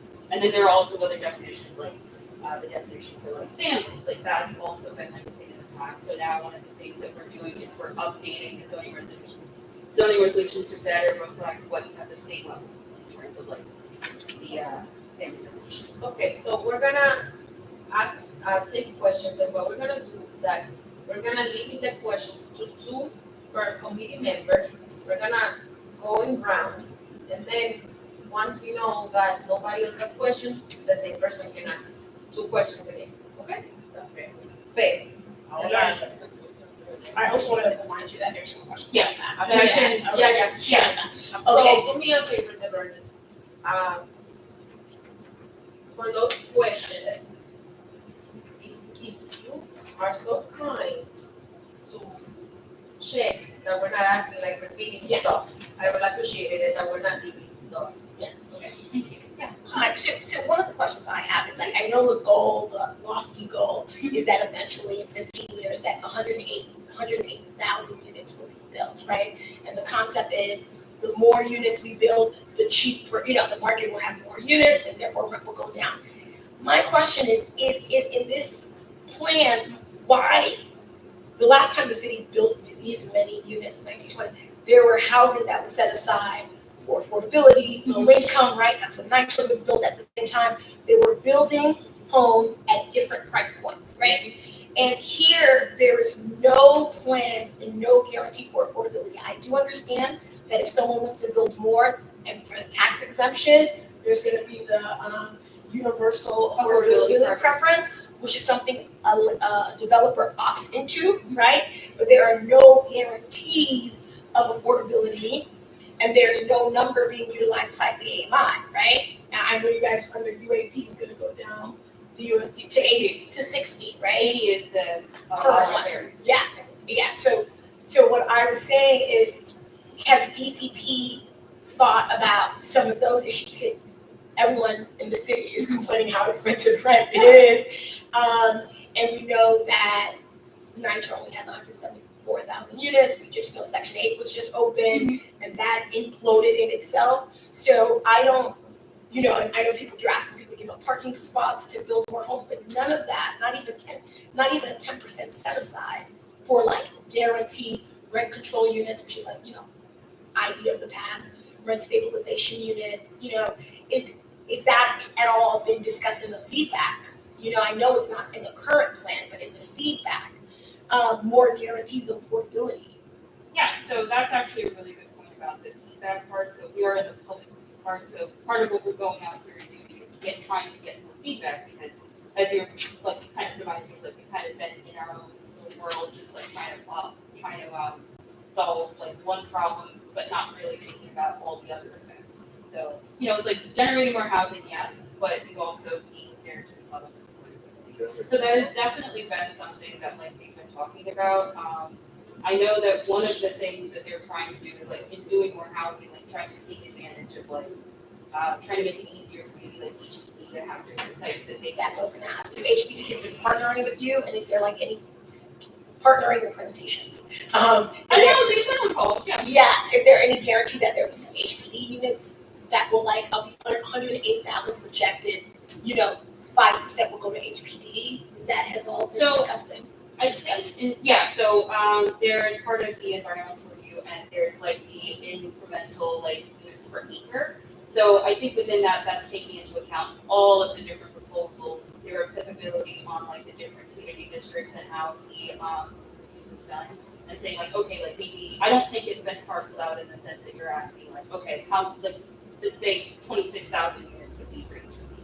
But it's definitely considered like in terms of like part of like how they're doing what would be generated. So it's not like just, market rate. Like the idea behind having a variety of housing with like different accessory dwelling units, chances are those aren't going to be things that you're paying insane amounts for because they're accessory dwelling units. Those are probably no. So family members and different mixes of incomes and just different mixes of people. So that's part of it. But written in the text, no, but in the thought work behind it, yes. Thank you. So, who has questions? Susan. Thank you. It's more maybe feedback from you. The parking, which I know is kind of the controversial issue here, and I feel like it's controversial by neighborhood, right? Obviously, right? Part of the issues that I know that we have, with the units that that we say manage, is the fact that the more apartments there are, the infrastructure cannot handle it, whether it be the sewers and things like that. So you're taking away even more space for more apartments. And then I do have a lot of residents who have cars because they don't commute, say, within the city. They're commuting outside the city. They live here, So what do we do for those people? So what do we do for them in terms of like the parking spots? Yes. Oh yeah. So because parking spots have been taken away, right, by bike lanes, by there's a lot of changes. Parking is overwhelmed. It's overwhelmed. No, it's bad. So I'm just, how do we ensure that? I just feel the whole parking thing again, and it could be even different areas of the Bronx have different needs. I'm just afraid taking all the parking away, you'll never get another parking spot. You'll never get another garage. It's bad plan. Another spot. You won't. Water. Yeah. That's it. That's like frightening to me. No, absolutely, and it's like a really good point. And one thing I do want to emphasize is like this is still in quote unquote draft. So if there are parts of this that you're just like, like maybe the AMI can be a bit different, or maybe like this can be like massaged in a different way, like absolutely note that. But in terms of parking, I would say that in the studies that have been done, like sort of what the research has gone into for this, developers generally like provide more parking, and we're only like looking at parking for residential equipment. So wouldn't touch like off street or like parking in like manufacturing or commercial. But I will also like just go back to you specifically that. Especially I feel like the question is also like what for people that have maybe currently living here and it's like okay the quality of life.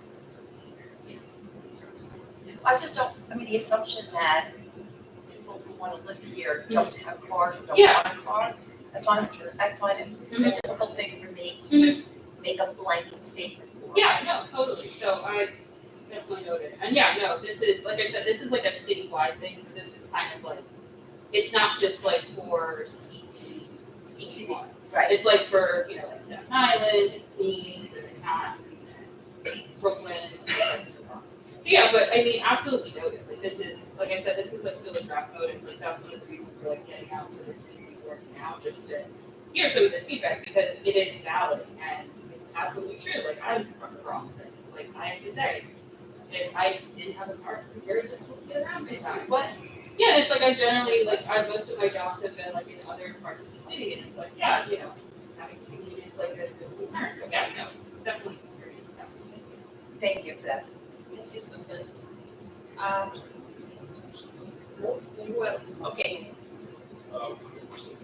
Two. Yes. Super person in the first Alright. My first question is if I have, let's say, I have a 5-story apartment building, because I know that certain buildings were built and you can add more to them. I mean, let's go for the hypothetical. That I own a building where I can add more to it. Structurally, it can take more floors. Am I allowed? I mean, is that the goal with this? Where if I own that building and I say I want to do 2 more floors, I can do that? So without a problem? it depends on the underlying zone. So like, you know, if it's like Right, if it yeah. falls within the zoning that I can add more, because I know that FAR is going to change as well. Yeah, and it's also like if it's considered what is called as a correct fit. So it's like, yes, if it fits within what's currently allowed by the zoning resolution, but it's under code, then yes, you're able to do it. But you know, it's like let's say you're in the argument sake, it's like a low density district and you want to add like 6 stories on top. Like that probably doesn't fit within the zoning resolution and probably won't based on some of the changes that happen here. Because most of the changes here are just like very modest. It's not like taking you from like 6 stories to like 12. I mean, if I can add a couple more stories, yeah, if give the boundaries of the zoning, yeah, and I mean, easier to do so. Yes. Yeah, so it depends on if it's like residential, for example, because this is only touching residential. So if it's like, yeah, no, if it's like a commercial building, then no, that's not what housing opportunity is touching. And then the previous zoning CY text was for different parts of like economic development. So that was more for like helping small business owners. And it's like, chances are you don't need like that many floors if you're still in like a residential. And I have more to say about for the second round, I guess. To Lorraine's point, why is this city of Yes not textually incentivizing developers to build actual affordable housing? Because it seems like it's just a blank slate. You know, like it's like some of the rules are off, like gloves are off. You have more wiggle room to do whatever you want, and it's not necessarily addressing the main problem, which is that there aren't that many affordable apartments. So, how can the PCP amend both ones, because this is a process, right? How can you add that to the amendment where you incentivize actual affordable housing? And I'll say we need to call our senator, which our chair asked for him to be more present in our meetings. Yeah. It's a city rule, so I'm saying. Yeah, but you know, they say like we need But more the money housing. comes from the state, right? It's our But not the housing. housing. And it's our It tax. depends. It depends. It could come from tax credits, which is federal. Yeah. It could, there's a whole, Yeah, you know. but we got a lot of it. It just- But the regs can be explicit. So what? Our regulations, the regs can be I explicit. want to have this question. Yeah. So you were asking about like if we could give away to developers. Well, I mean, if you want to put it that way, sure. That's kind of what I foresee happening, because it's already happening. So if you make it even easier for them to do so, because if you think about it, what I've seen is either luxury housing gets built or support housing and shelters gets built. So what we really need is like apartments for families and right. That's what really the market is calling for. So how can we incentivize developers to do that instead of going the other routes, which would be either luxury or support housing? Which, by the way, support housing is part of this, where it says make it easier for affordable and support. I'll get to that in the second round. Yeah, no, totally.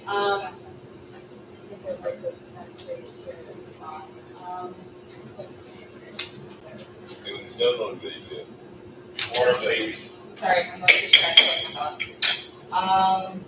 Yeah, I mean, it's a valid point, and it's not really what we're like. It's not the goal of what we're doing. the heart of what we're doing is to generate more housing because the vacancy rate for the Bronx is 0.82%, which is far below healthy vacancy, though the rental vacancy rate, is 0.82%. So it's far below what is healthy and what is like good for people to have like choice. So part of what we're doing is putting some of this in like the support of like people that own their own homes. So like EDUs, for example, or even like people that maybe own their own buildings, smaller landlords, like trying to make it so that they can do like modest increases is part of what we're doing. So like in the lower density districts and sometimes in the higher density, or sometimes depending on like the building type, that's the goal of this. And I will also get back to you on that. Okay, I think that we have concluded the first round of questions. In the second round, because we do have to get out of here, unless there's very strong opposition and many multiple questions, we do have the questions. Yes, we have a lot of questions here, so You don't have them? No, I do. Like So- yours is a lot longer than mine. So I just want to make sure. Okay. So, and I want to make sure that we're also covering this. Yeah. So, Mr. Francis, you have a comment or a question? Another question. Okay, Mr. Francis has a question. Okay, they had a hearing last night at Hostos on rent stabilization, and the vote was taken on June 17th at what you call Hunter College. Based on what you just said, I know I was born and raised in the Bronx. You can go to Alexander Avenue right now and walk from 141st down Lazy, and you're gonna see a whole lot of vacant apartments. Now, when you travel throughout the Bronx, you got enough vacant apartments in the Bronx County. Take every homeless person in your city and put them up in there. Because this is what you're talking about right now. It goes back when they started building New York City houses, goes back in the 30s because the rent was too high. Then when they built Levittown after World War II, the federal government guaranteed the mortgages. That's the bottom line, historical fact in the United States of North America. The money's there. It's exactly the willpower. Because they made the announcement months ago that New York City is the second most expensive city in the world to live in. Number one is Hong Kong. So this is designed because their privatization requires kept what's going on in the New York City Housing Authority. Only one thing is holding it back. They do not know what to do. What I talked to some folks who were laid off, they hired back. And when you walk around these house developments in Bronx, got the capacity for such project Bronx is it's virtually no parking lots here. And when the idea to put forward years ago, based on the way New York City was structured, to build parking lots along the waterfront and bring the trolley cars back and use the bus as a supplement, that's a mistake step in and snatch up public transportation. Thank you, Mr. Francis. So, I have actually a question. You mentioned that one of the goals of this proposal is to give incentives to homeowners and small landlords to build more. But where's the money gonna come from? I wonder, is there any particular programs for people to perhaps access money with lower interest rates? Because the interest rates are they're so high right now, and I just don't know how many people have like money like that to be, and also like what type of guidance would the city offer? Because getting those permits from the DOB is very complicated, even for like big landlords. Like imagine being a small homeowner or a small.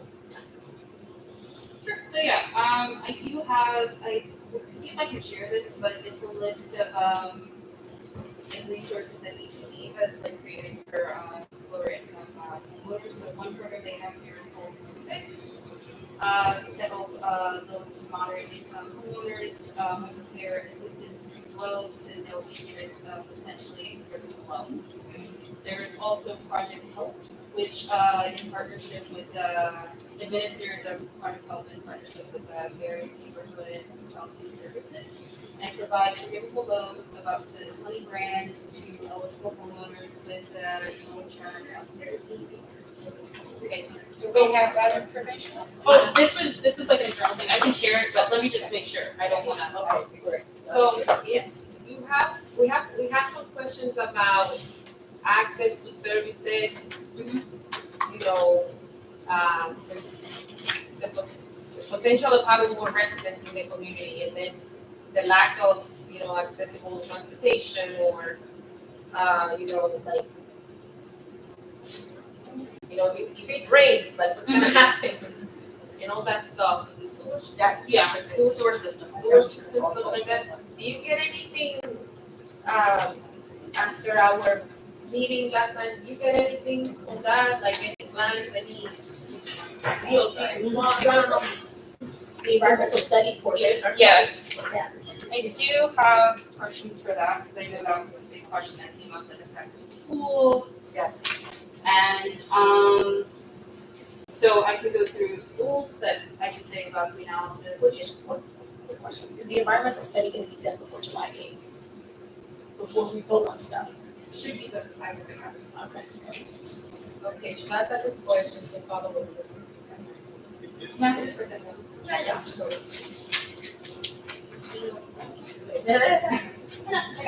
was like, oh, please bring it back.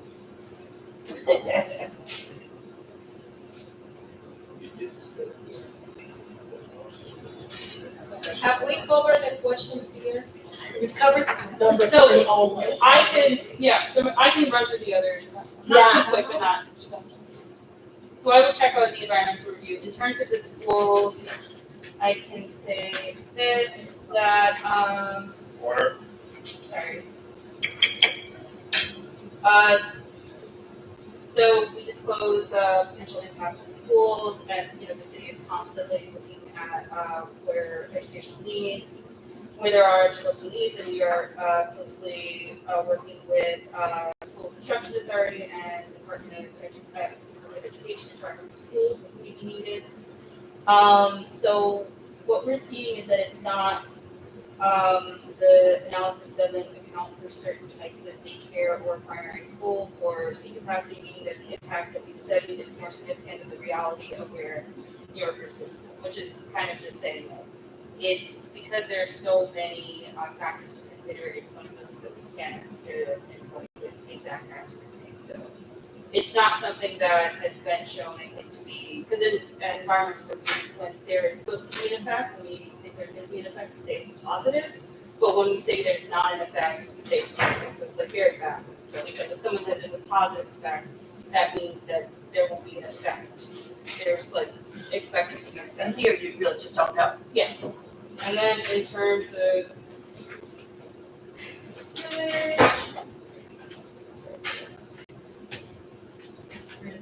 sewage, what we've seen is that in most cases, the local infrastructure can support the instrumental conditions to housing supply.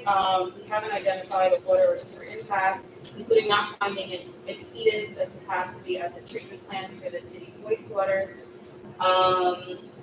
And then in terms of the stormwater, this proposal will not be unlocking the ability to pave over any impervious surface where not permitted today, and many of the proposals do not increase impervious surfaces.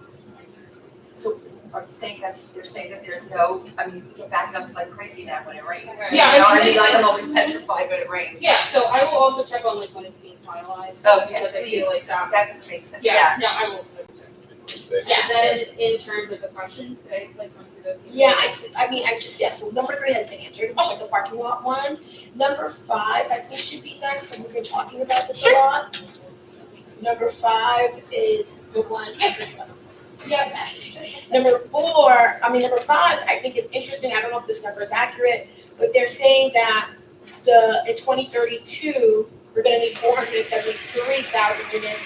You guys are only estimating, best case possible, 108,000 units, and therefore, is it really gonna bring down the price? And is it really gonna solve the issue? If we're not building at the rate that the demand is still gonna be the demand. So I do also have to say that zoning is a small part of this. Like there are other incentives that like can incur like that. In the city of the yes plan? Well, city of yes is a small part of it. So it's like we're addressing one part of housing. So one part is like the zoning that needs to be dealt with. But there are other things that can also like encourage housing, and we're looking at like one part of it. Totally understand. But who's looking at the other parts? So there are other like city agencies looking at it. Yeah, So, okay, so I get it. I think the same state of state. All right, so you can go through the other ones in any order. We think number 4 has already been answered, so you're at. okay, no, I was just gonna say that there's a difference between what's called like rooming units and dwelling units, and they're currently treated differently in the zoning resolution. One thing that this would do would make it so that they're treated more seamlessly. So like, if you read through the zoning resolution, like rooming unit has one definition and then dwelling unit has another. And because they're treated differently, it can affect what is built and what a building looks like. Yes, so there was that one. For 2, I can do that one. So VIH, the voluntary income, voluntary income housing. Is that the right one? Yeah, Okay, that's number 2. perfect. So that doesn't allow for income averaging, and all income restricted units would be, if it's a VIH building, it would have to be 80% income. So with UAP, it would allow for income averaging, so that's where you get to like the 60% AMI. So instead of it being like, okay, you can only have 80% of all the units in this building. If it's a VIH building, they all have to be 80%. That's not the same for UAP. So it can allow for, like, let's say 90% AMI, 30%, as long as you get to the 60%. One quick question on that, before comment. So I know the goal is to put more apartments, but we have needs for like 3-bedroom apartments, like families that need bigger apartments. Is there anything in the plan to encourage or I would say force a developer to put in some more larger apartments? Because the more apartments they get, right, the more money they get to build the buildings, and the smaller they are. But we're finding this, like, if somebody calls me up and says, I need a 3-bedroom apartment or a 4-bedroom apartment, it's like, good luck. It's good. 20 years from now, maybe you get on the list that's 20 years old. That's why they built. Is there any That's a question. Let's hear the answer. If there's anything, I don't know if there is, but if there's anything to meld at least a portion of the apartments for larger families. So that's, you're asking for UAP in particular, or just in I think, or, yes. No. I know, sorry. No. It was something I was gonna say is that like, part of like, that, proposal that I mentioned in terms of like introducing small shared housing, it's to take the people who are, going all to these like apartments that are meant for families to be like, hey, this is the type of housing that you're going for, let's actually create it so that you can go. So not explicitly written, but there also doesn't say anything in the plan about like not having, families go. So like families. Just to build off of Susan, the fact that and Michael, like the fact that you don't put anything explicit, I don't think you guys understand how greed works in corporate America. So that means why do I build a 3-bedroom when I can build 5 studios and get 5 people in there, and the 3 bedrooms are going to be. So I understand the incentive for this. There's this thing called the trickle down system that has been proven to be absolutely ineffective. Studies after 50 years, decades. And it seems that you guys are believing that someone, a developer, is going to build a 3-bedroom with 5 studios as an option.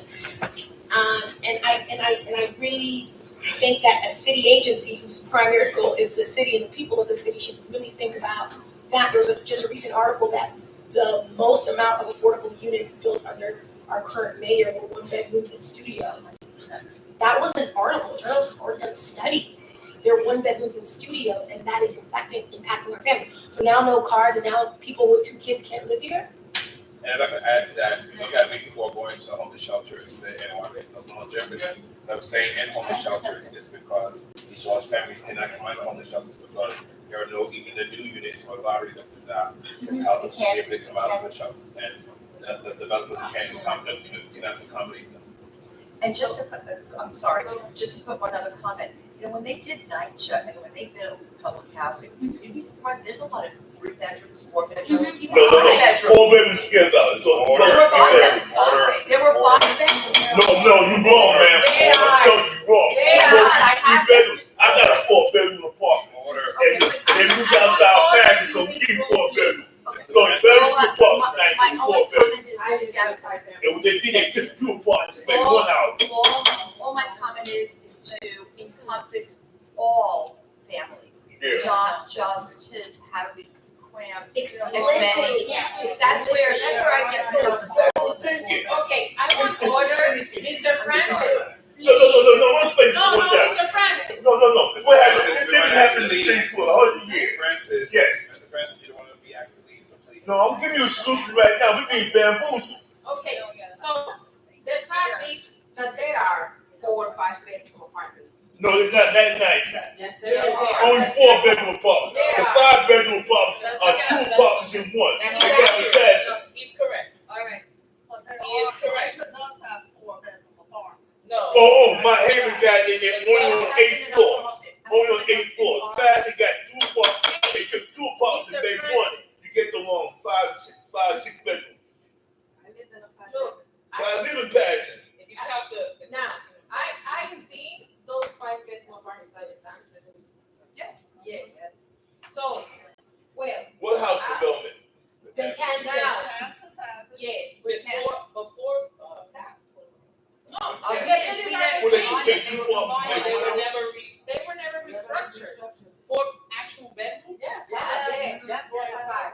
Some of the older in our buildings have 4-bedroom apartments. And I'm What telling the you, house development you talking about? so look at, I have seen the taxes, even the Melrose houses right now. Yeah, they live in a 4-bedroom apartment. now, Larissa, I think, okay, okay. So they're some 5 early bedrooms. Bill Nigel. To Susan's point, the I'm just point saying to encompass other families. The point is, there can be a plan that is more comprehensive, that includes the needs of the New Yorkers, of everyday New Yorkers. It is possible.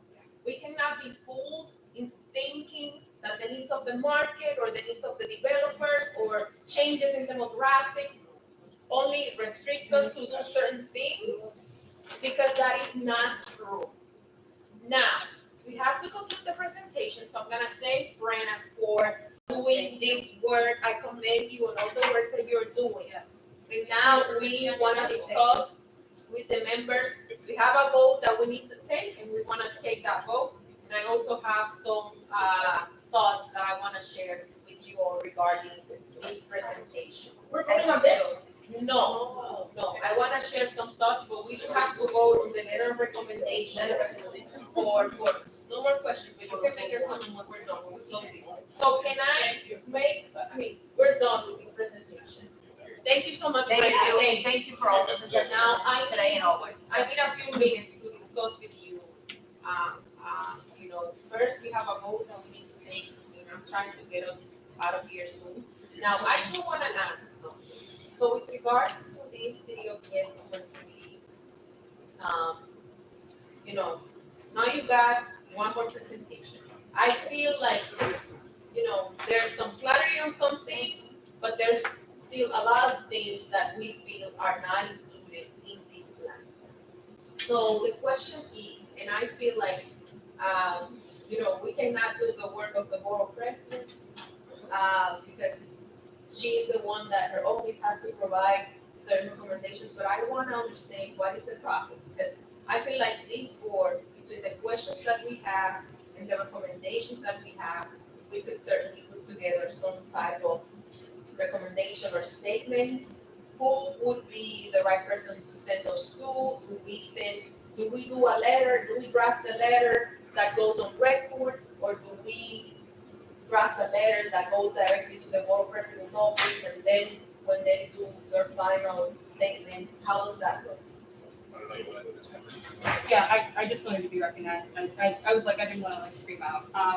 So what you can do is there is a form, there's a worksheet, and it has all the different proposals written out. So like it has town center zoning. Provide the Yeah, we have it. Yeah, I've provided it and I've sent the link in. I think you can fill it out online. But I can Yeah, we have it. So there's a worksheet you can fill out and put all of your recommendations for each one. And I remember you had that question about how the recommendations have been used for CEO.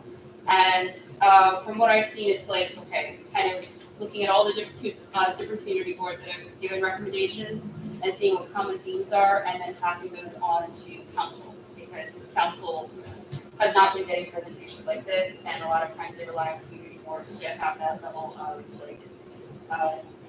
seeing it. So anyway, you can fill out the proposal and you can send it to Housing Opportunity, not me, Housing Opportunity. Okay, We should have had it because it's a long paper. There's a couple things that are not on this particular paper that are on that would have been relevant to the conversation, particularly to this district.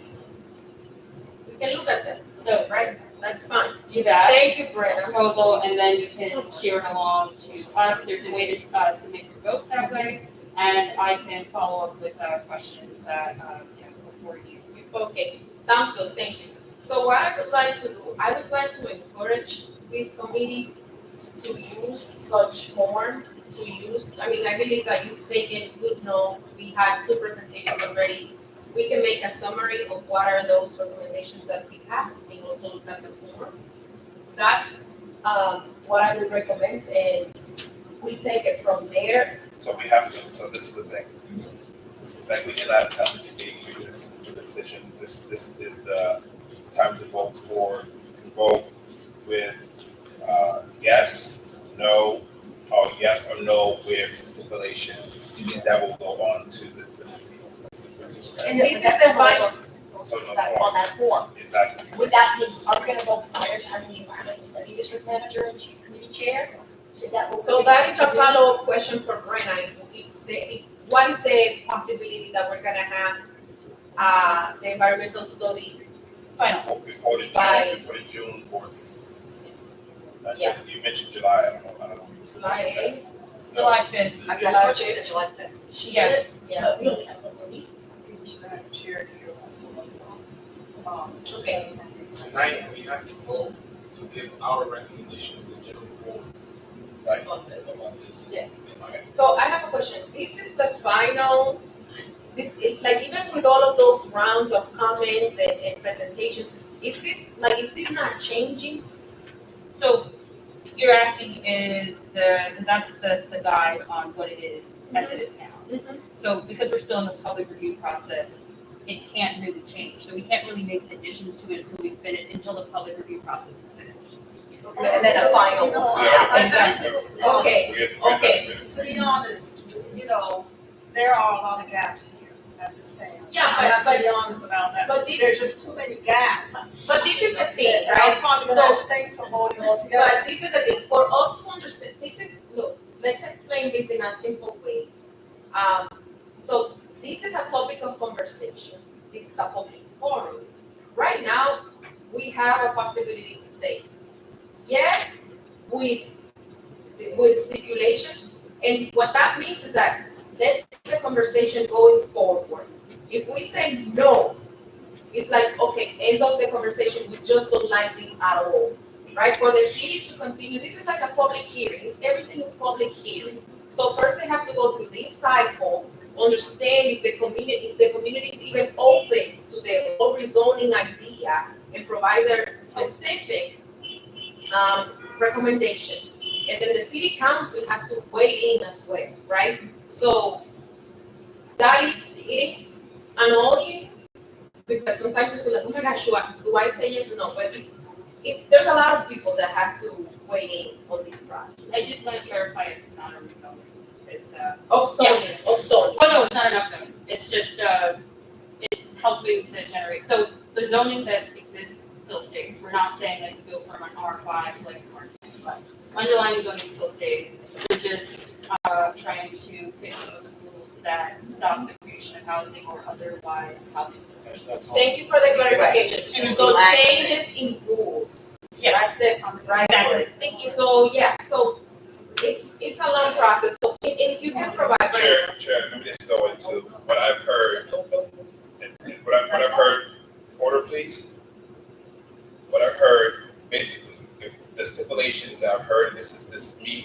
Councilor Lakeman, that there are concerns with about the parking issue.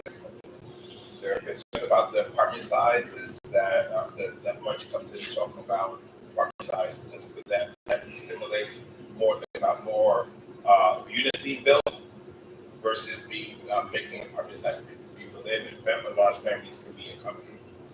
There's concerns about high-end AMIs that stimulates to not the census to build affordability versus building a blanket amount of housing period. It should be select to certain communities like ours that needs to have more affordability. You saw examples of this happening in other boroughs that have been developed recently, and we're now seeing it a lot that's happening in the district where housing now is $3,000 is an average for a studio, and I'm just averaging off of that. And we're very concerned about voting on this where the environmental study has not been finalized, has not been shared with the committee or the full board. It's the uncomfortability of voting on something not knowing what the environmental impact will be, where we have a community that has experienced so much environmental injustice over decades. The concern is there. So those are along with the other questions that have not been outlined. So those are the questions that we have. As I understand it, are there any more issues that I'm missing that have not been spoken about or haven't been spoken about at the city yet? Chair? I think you summarized it very well. I think that for the purposes of understanding the process, maybe we have a brief we have our internal discussion, because one thing is good to clarify. So once the community boards vote, then it goes to the Bronx Borough President, who will then issue a vote and either yes or no, or issue the recommendation. Well, no, for this committee goes, it goes to the full board, excuse me. Yes. Full board, and then full board's vote goes to the Bronx Borough President. To the Bronx Borough President, and after that, it goes to the city council, right? Where the members will be able to vote on the larger issue and review all the. And looking at our issues that we going to bring up. Yeah. So this is where like worksheets or, if you have these concerns, like this is where that would come into play. Or I know some community boards have even been like talking with council members during like the public review process. So I do just like want to say that, and that the draft environmental impact statement has been shared with I've sent it along, and it just hasn't, the finalized version hasn't been sent along, but I will check on that, but the draft one has been, I can share that. Okay. So I think we've covered a lot of ground today. And up until the stage where we are now, I think we can the right thing to do right now is to take a vote. So. And the motion is for whether it is to vote or to not vote. So it's up to the well, we have to either vote yes or no. We cannot say we're not voting. That is the option of the committee, Chair. Because what happens if we say we're not voting? That's an abstain. They have to wait.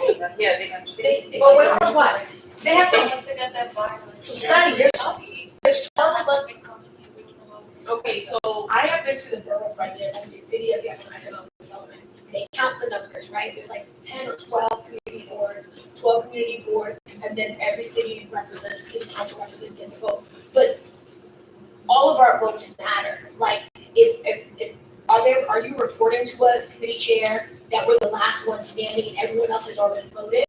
I don't know if district manager can get that position, but yeah, I'm on Twitter already, CB11, like Queens are just having conversations as of yesterday. Okay. In 23 hours. It's still a long. Yeah, it's like it's only been 2 months. We only meet once a month. So for us, it's at best been 4 hours of information. And she has to keep coming back and giving us more information. We're not going to stand out. We're not going to say we don't want to engage in this process. Of course, how will we want to engage in this process? I also think it's important that we get our city council members informed at the beginning what our strong positions are. But I don't think we're making informed decisions. I honestly have to say I feel very pressured right now. So the question is, if let's say we vote no with recommendations, how is that different from saying we are going to wait for the environmental study. It already On the already record, out. us, I wanna ask It's them. already out. So if we voted no, the recommendation is, one of the recommendations are that we are voting no because it does not have time, or it does not have a finalized environmental study, then that no vote goes to the full board. And then, if that still is not available and the full board sustains that vote, then that vote goes to the borough president's office. And that will be disclosed by my record. So I just wanna make sure that we understand that we have three options on the table. One, yes with recommendations or abstentions, no with recommendations or abstentions, or we're not voting. Because we wanna wait until the environmental study and The study is I'm sorry. study, excuse me, listen. No more studies. I heard them make an announcement that when I went to the announcement that the cross Bronx Expressway, they got folks going right there. They want to build a parkway on the cross Bronx Expressway based on the quality of the air. Now, since we stuck in the area between the Mason and Brooklyn Expressway, being the same distance as the cross Bronx, so you ever go there and look at that traffic there and the amount of truck traffic after that fool Christian shut down the rail line they wanted to build, now they're going back to reconstruct. We Rock the Hard Thank you. Where is that? with studies out. There is no, I do not have Study for. there's no final environmental. Not final, it's in A. No, I think she said it's a draft. No, there is a draft. Oh, yeah, that's just a draft? Yeah. that's They publicly release available. parcels. I shared it. They release parcels. It's up there. Yes, no, totally. We have a deadline for the community boards to vote. That's my question. Is there a deadline where they say that all community boards have to vote have a vote by a specific time? I believe there is a time. Right. There is a time. So can I answer the question, please? Order. So this committee board, this committee votes tonight. Either way we're gonna go. Like the chair said, the three votes. No. No recommendations. Yes. Yes recommendations. Or to table the vote again. Waiting for the information. Then hopefully whatever we're looking for, what questions we have that's outstanding, that city planning will have those things available by the full board meeting. Whatever that full board meeting recommendations that comes out, then the chair will carry that to the borough president's office. I think the chair has something she wants to I do want to say, Sorry. in not voting today, holding on to the vote, and will allow also for other 40 members of the community board to engage in this conversation. I think once we say yes, this goes on record, with conditions, it is really hard for us when we get to the VP's office to try to say afterwards, the VP is going to hold her vote, and she's going to ask you, one, where do you guys stand on this? We'll have to go with whatever we said at this committee, and it's really early in this process. And so I think we wait, and then we come back to this. My question so that is- when we get to the borough president, to that process, that's when it gets pushed to the city. We have everything we need. So my question is, because originally, before the discussion, this is what I was thinking. Yeah. So, by holding the vote, we also, like how can, let's say we're holding the vote because we don't have clarity, because we don't have information. How can we then ensure that we're getting the information that we need, not only from the Department of Planning, but from some other experts that we might recruit from the borough president's office, so to answer the questions that we have. Yeah, so And not wait for like the next meeting. It's something that the learning has been working on and trying to get us to, there are other like community board 11 who has someone that they hired, right? They have in the budget, they have the ability to hire someone to look deep into what's going on, to advise them. Yeah. And so we're trying to work to see how we can get some of that information. They wanted to wait for, their stuff to go in front of their committee, and that just happened. So we're working to try to get some more information.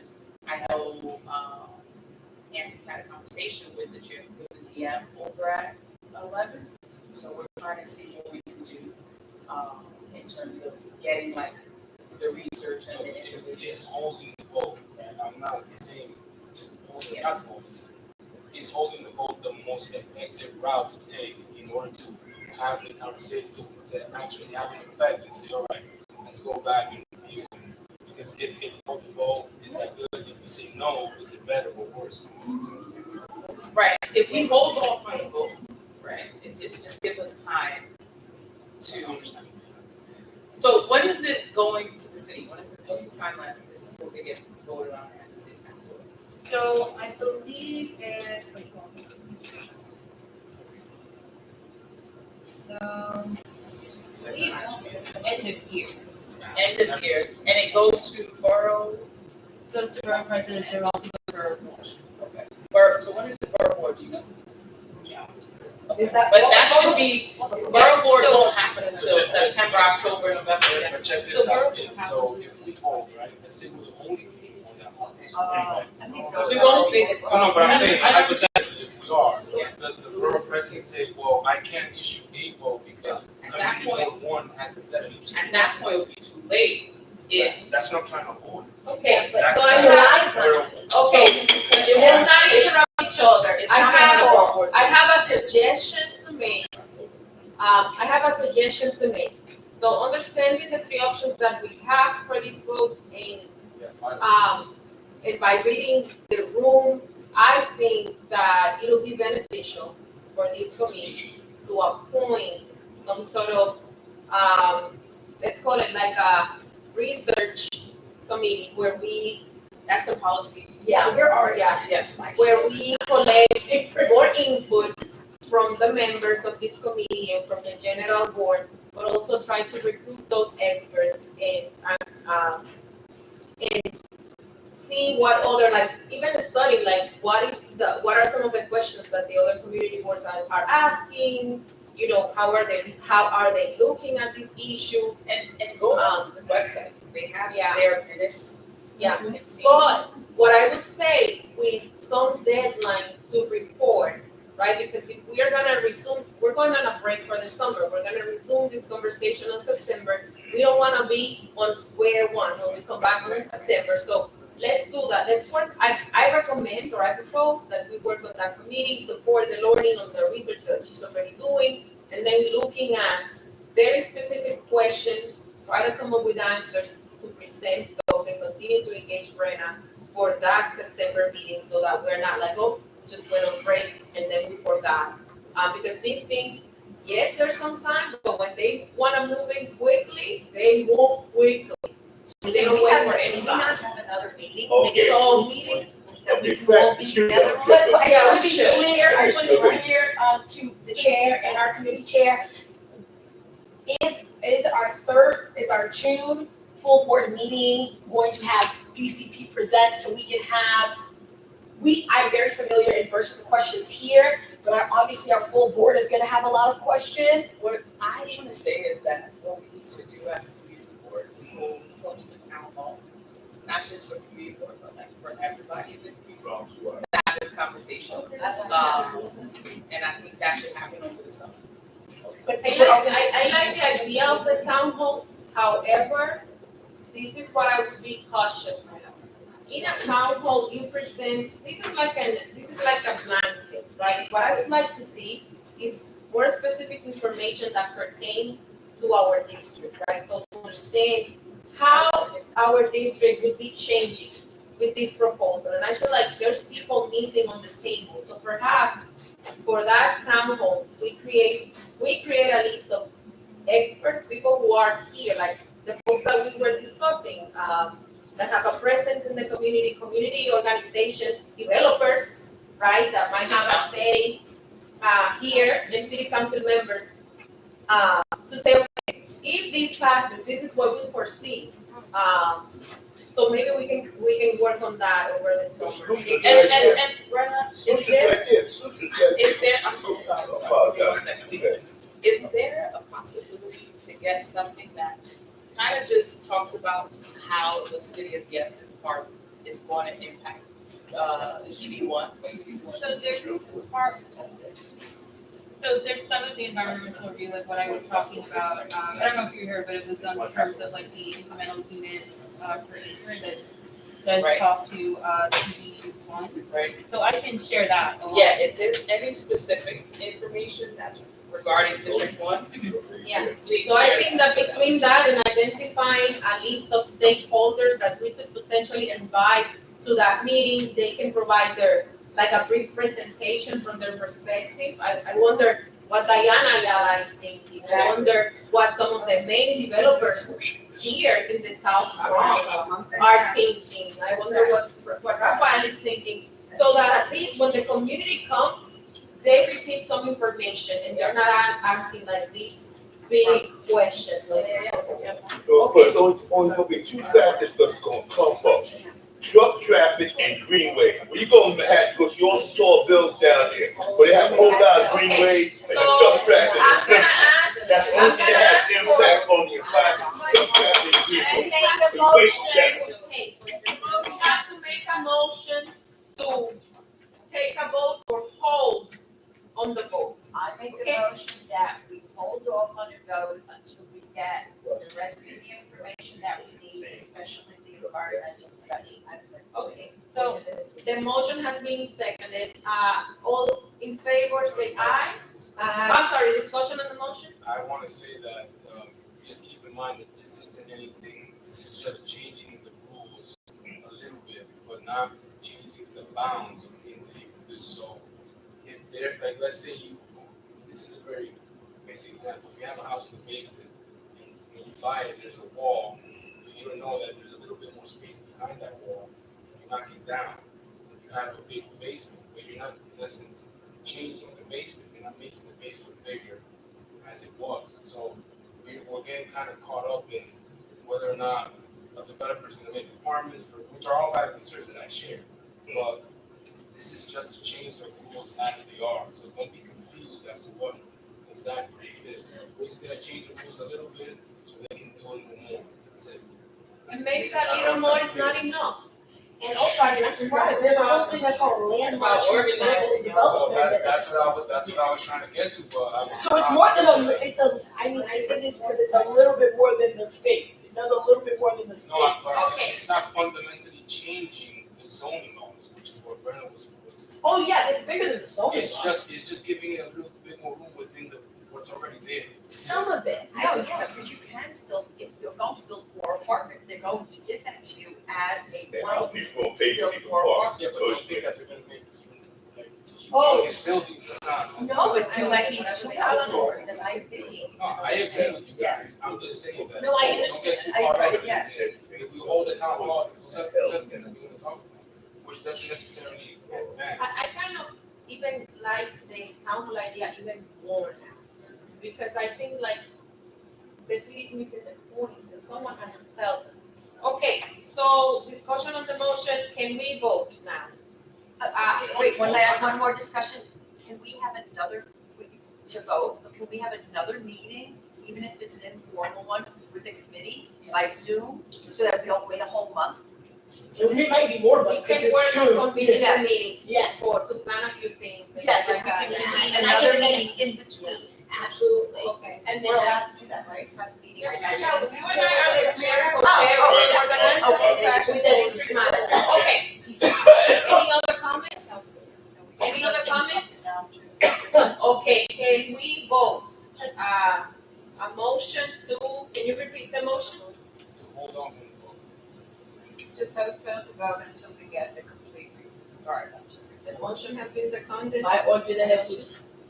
All those in favor say aye. Aye. Any oppositions? Any abstentions? Get home safe, everybody. Thank you so much. wait, City of Hearts. Oh, wait, yes, City of Hearts. Okay, our vote. Yes. Thank you.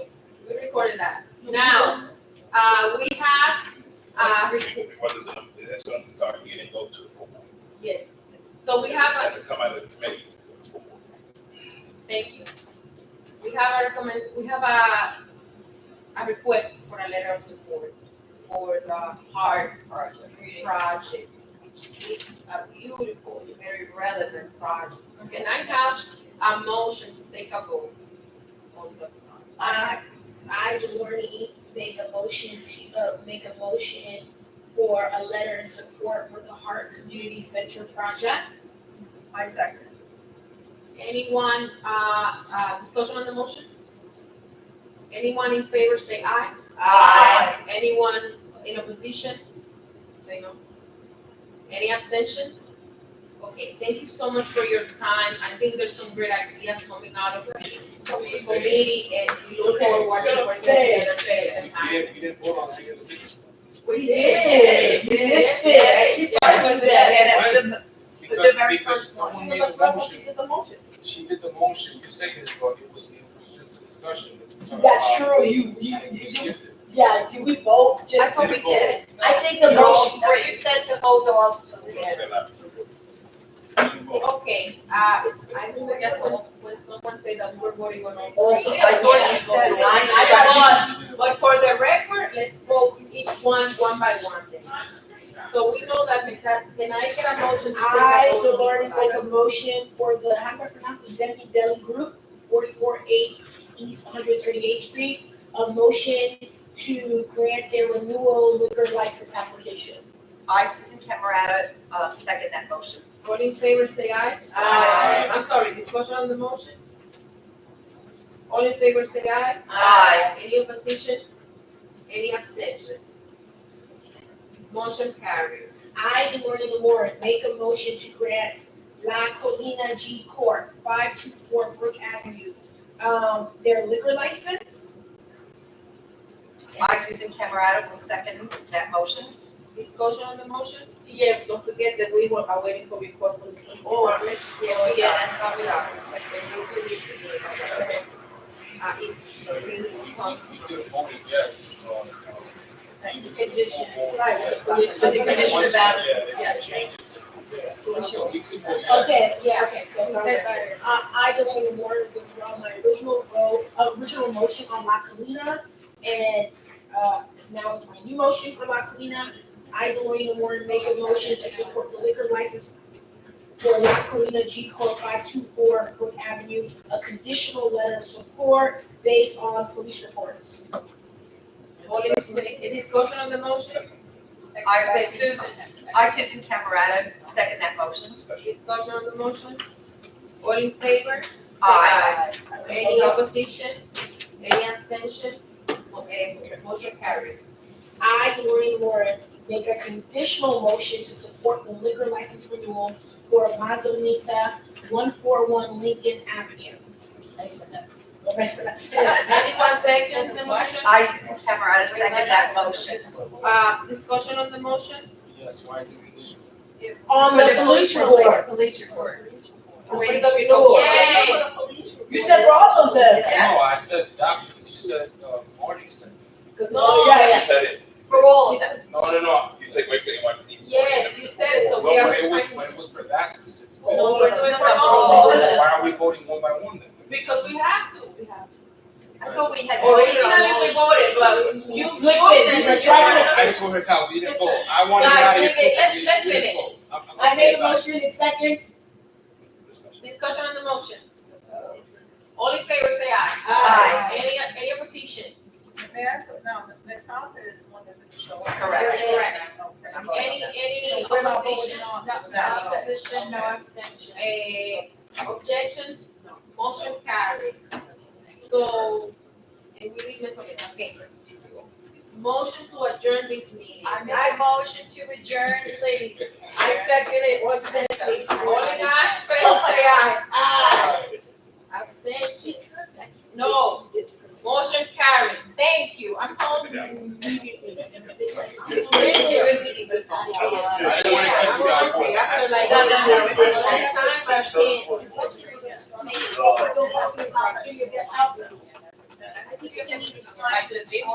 Okay. Thank you all. We have a lot of homework. We have a lot of ideas. And this worksheet is super important. Very. It's huge. Go through this. Yeah. Yeah, I can take a walk on the floor, trustee, playing football. I heard this. Sorry, I put a link to where you guys can find it. Make a right, like clear. Yeah, no, it went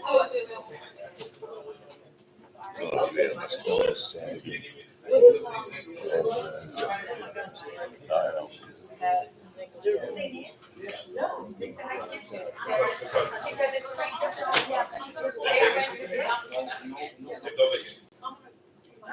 That's tough. It was two of them in the question about the. Oh, I love it. So, Oh, I got the only one. Good night, everybody. Yes.